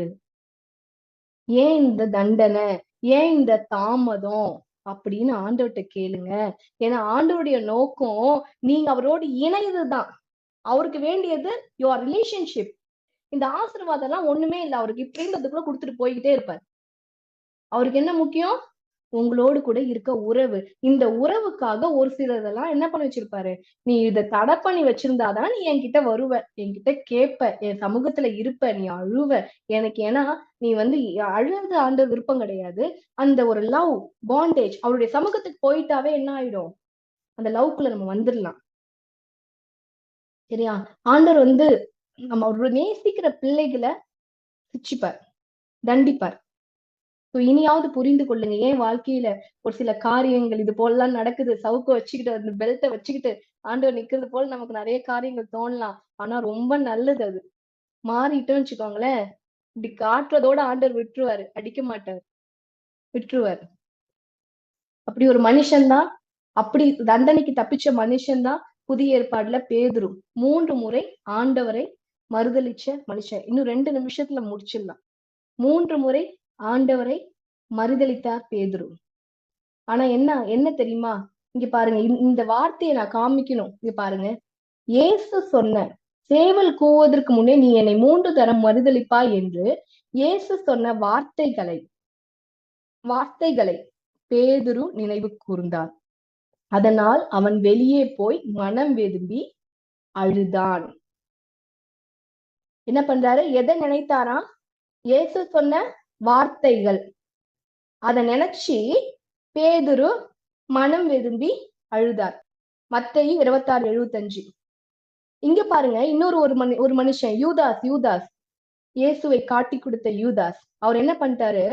இயேசுவை காட்டி கொடுத்த, உண்மையாவே யூதாஸ் இயேசுவை கொல்லுவாங்கன்னு தெரியாது. அதாவது இது போல சிலுவையில் அரைஞ்சிருவாங்க அப்படின்னு தெரியாது. அவர் காட்டி கொடுப்பதற்கு முன்பாக அவர் ஏதோ தண்டனை கொடுத்து ஏதோ ஒண்ணு விசாரணை பண்ணி விட்டுருவாங்க, நமக்கு காசு இப்ப வாங்கிக்கலாம் அப்படின்னு நினைச்சுதான் காட்டி கொடுத்தாரு. உண்மையாகவே இயேசுவை சிலுவையில் அறைந்து கொன்றுவாங்கன்றத யூதாஸ் எதிர்பார்க்காத ஒரு விஷயம்.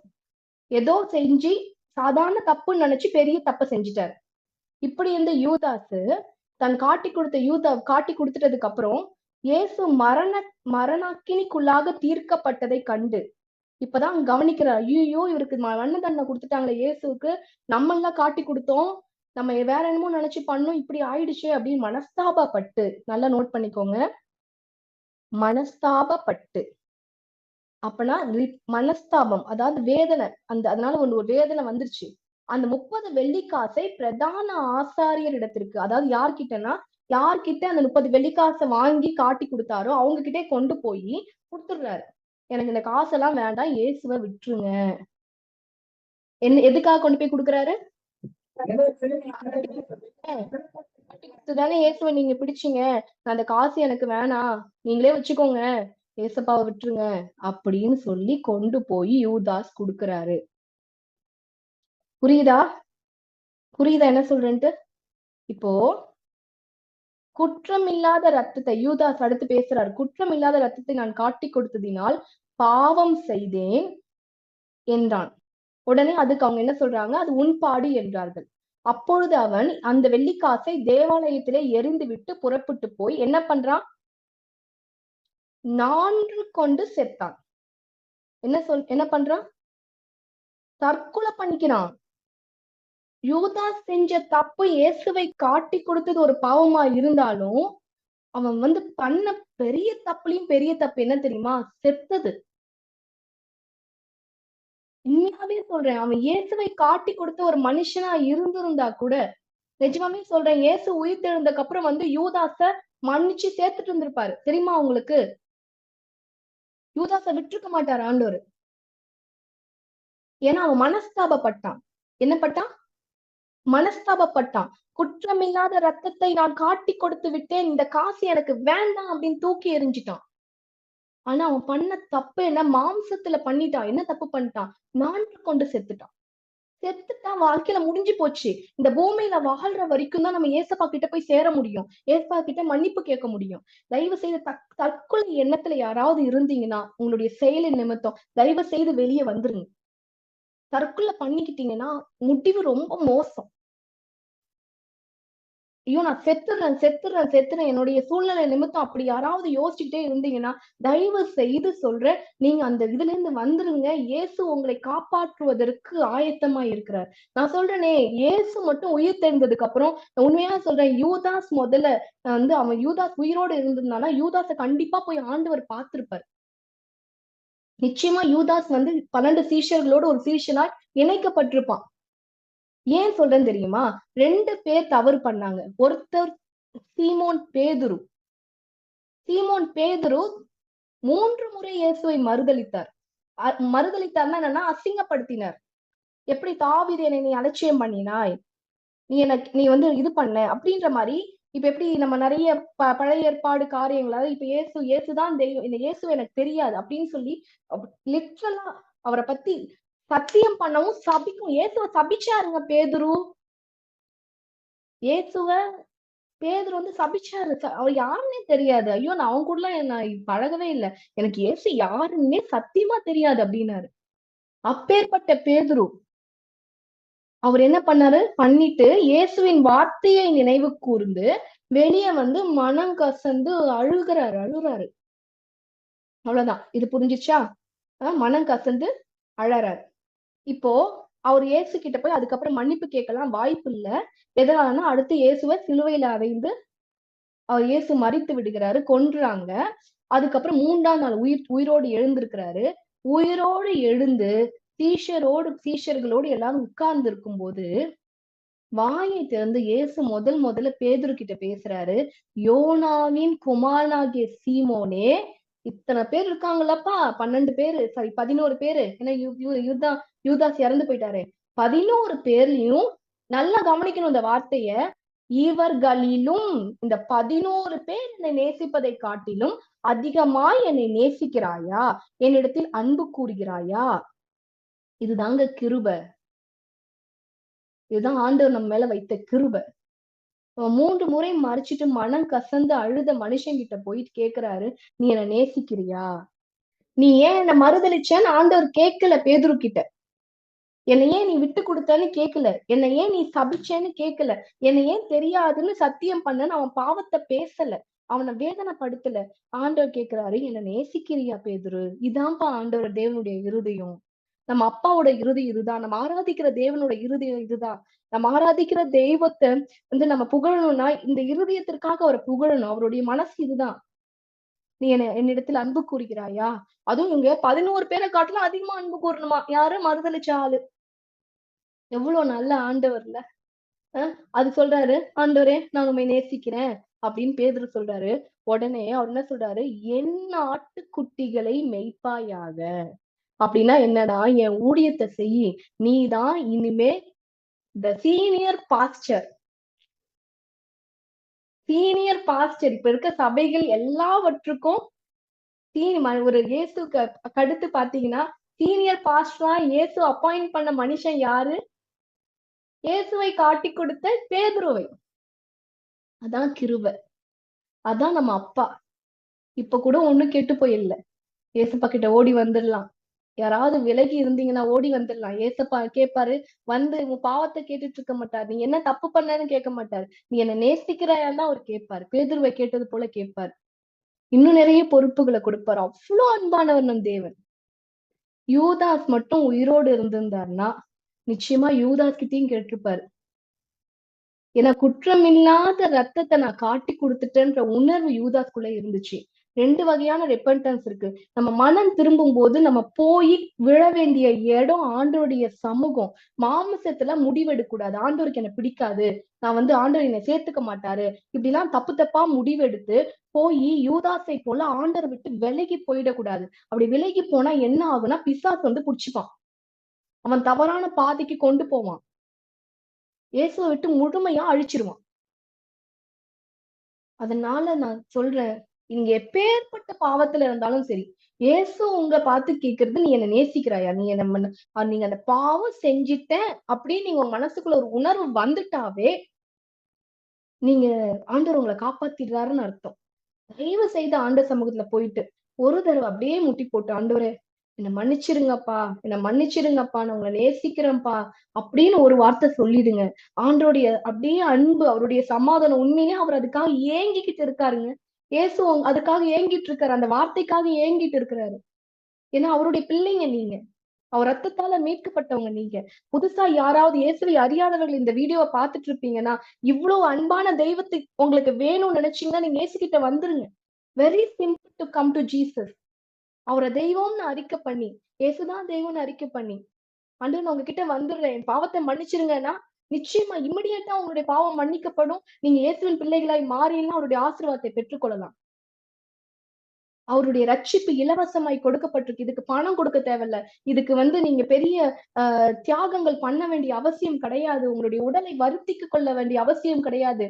இயேசுதான் தெய்வம் நீங்க அறிக்கை செய்து அவர் நிமித்தம் வந்த பாவ மன்னிப்பை நீங்க ஏற்றுக்கொண்டாவே போதும். இயேசு எல்லா வகையான ஆசீர்வாதங்களையும் உங்களுக்கு கொடுக்க போற. ரொம்ப ரொம்ப ரொம்ப simple. It's to get the salvation of Jesus because it has been given freely to everyone. ஃப்ரீயா கொடுக்கப்பட்டிருக்கு. இதுக்கு விலை கிடையாது. ஆனா அது விலை மதிப்பு அற்றது. அதுக்கு யாராலையும் விலையும் கொடுக்க முடியாது. அது வேற விஷயம். யாராலையும் செய்ய முடியாத விஷயம். இயேசுப்பா கிட்ட வந்துருங்க.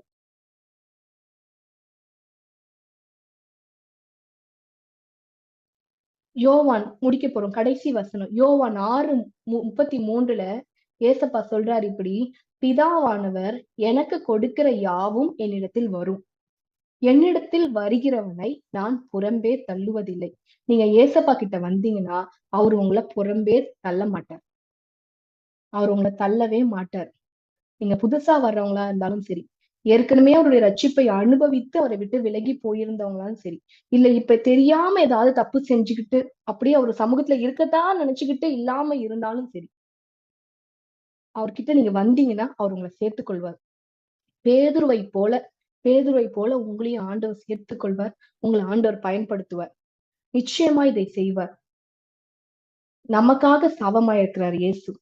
கலாத்தியர் 3:13 மரத்திலே தூக்கப்பட்டவன் எவனும் சபிக்கப்பட்டவன் என்று எழுதியிருக்கிறபடி கிறிஸ்து நமக்காக சாபமாகி நியாய பிரமாணத்தின் சாபத்திற்கு நம்மை நீக்கலாக்கி மீட்டு கொண்டார். இவ்வளவு நேரம் பாவம் பாவம் பாவம் பார்த்துட்டு வந்தோம், சாபம் பார்த்துட்டு வந்தோம், பாவத்தை நிமித்தம் வந்த சாபம் பார்த்துட்டு வந்தோம். நம்ம சாபத்தை நீக்குவதற்காக இயேசு வந்தார். நிறைய காரியங்கள் போன செஷன் எல்லாம் பார்த்துட்டு வந்தோம், ஏன் இயேசு வந்தாருன்ட்டு. இப்ப சாபத்தை குறித்த நிறைய காரியங்கள் பார்த்தோம். அந்த சாபத்தை நீக்குவதற்காக இயேசு வந்தார். சாபமே உங்க வாழ்க்கையில இருந்தாலும், நீங்க ஏதாவது தப்பு பண்ணி அந்த சாபமே உங்க வாழ்க்கையில இருந்தாலும், நீங்க ஏசப்பா கிட்ட வந்தீங்கன்னா அந்த சாபம் நீக்கப்படும். சாபம் உங்க குடும்பத்தை விட்டு விலகும். தொடர்கிற எல்லா சாபங்களும் அழிக்கப்படும். ஏன்னா இயேசு வந்தது அதற்காக தான். இயேசுவால கூடாத காரியம் ஒன்றுமில்ல. ஏசப்பா கிட்ட மட்டும் வந்துட்டீங்கன்னா எல்லாமே சந்தோஷம், எல்லாமே ஆசீர்வாதம். நீ ஒப்புரவாகுங்க. இதற்காக தான் இயேசு மரித்தார். நீங்க நல்லா இருக்கணும், நான் நல்லா இருக்கணும், அதற்காக தான் இயேசு மரித்தார். அவர் மரித்ததை நம்ம வீணாக்க கூடாது. அவர் ரத்தத்தை நம்ம அலட்சியம் பண்ணக்கூடாது. நம்மளுடைய பிள்ளைகளாய் ஆகி அவருடைய ஆசீர்வாதத்துக்குள்ளாக வரணும். உங்களை அர்ப்பணித்து ஜெபிப்பீங்களா? கண்களை மூடி நான் உங்களுக்காக ஜெபிக்கிறேன். இயேசுவே உமக்கு ஸ்தோத்திரம் ஆண்டவரே. இவ்வளவு நேரம் நீர் எங்களோடு கூட பேசி இருக்கிறீர். உங்களுடைய இருதயத்தை புரிந்து கொள்ளும்படிக்கு நீர் எங்களுக்கு செய்த கிருபைக்காக நன்றி ஆண்டவரே. அப்பா, நாங்க உங்ககிட்ட வந்துடுறோம்ப்பா. நாங்க அறிந்தோ அறியாமலோ செய்த தவறுகள் நிமித்தம் உம்மை விட்டு நாங்க உங்க சமூகத்துல இருக்கிறது போல நினைச்சுக்கிட்டு வாழ்ந்து கொண்டிருந்தாலும் உம்மை விட்டு விலகி இருக்க வாழ்க்கையிலிருந்து நாங்க வந்துடுறோம்ப்பா. அப்பா, நீர் கொடுக்கும் ஆண்டவரே, நீ சிக்ஷையை நாங்கள் அற்பமாய் எண்ணாமல் அப்பா அதன் நிமித்தம் நாங்கள் ஒரு மனம் திரும்புதலுக்கு நாங்க வந்துடுறோம் ஆண்டவரே. ஏசப்பா, எங்களை நீங்க மன்னிச்சிருங்கப்பா. ஆண்டவரே, நாங்க உங்களுடைய ஆசீர்வாதத்தை முழுமையாய் பெற்றுக்கொண்டவர்களா எங்களை மாற்றுங்க ஆண்டவரே.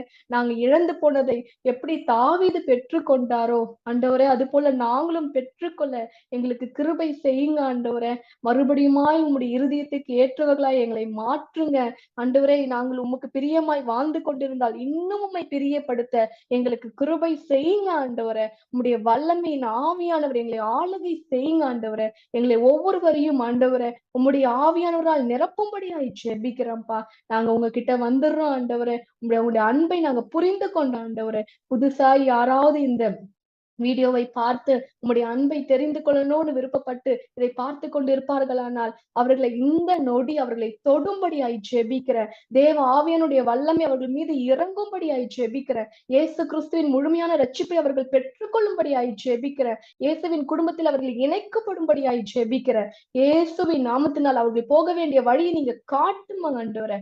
உங்க கருத்துல முற்றிலுமாய் அர்ப்பணித்து இவ்வளவு நேரம் நீங்க இடைப்பட்ட காரியங்களுக்காக உமக்கு நன்றி செலுத்தி அந்த ஜெபத்தை நாங்க ஏறெடுக்கிறோம். இயேசுவின் நாமத்தில் கேட்கிறோம் ஜீவன நல்ல பிதாவே. ஆமென். ஆமென். ஆமென். ஆமென். இது ஆசீர்வாதமா இருந்திருக்கும்னு நினைக்கிறேன். ஓகே, சோ நமக்கு மேற்கொண்டு டைம் இல்ல.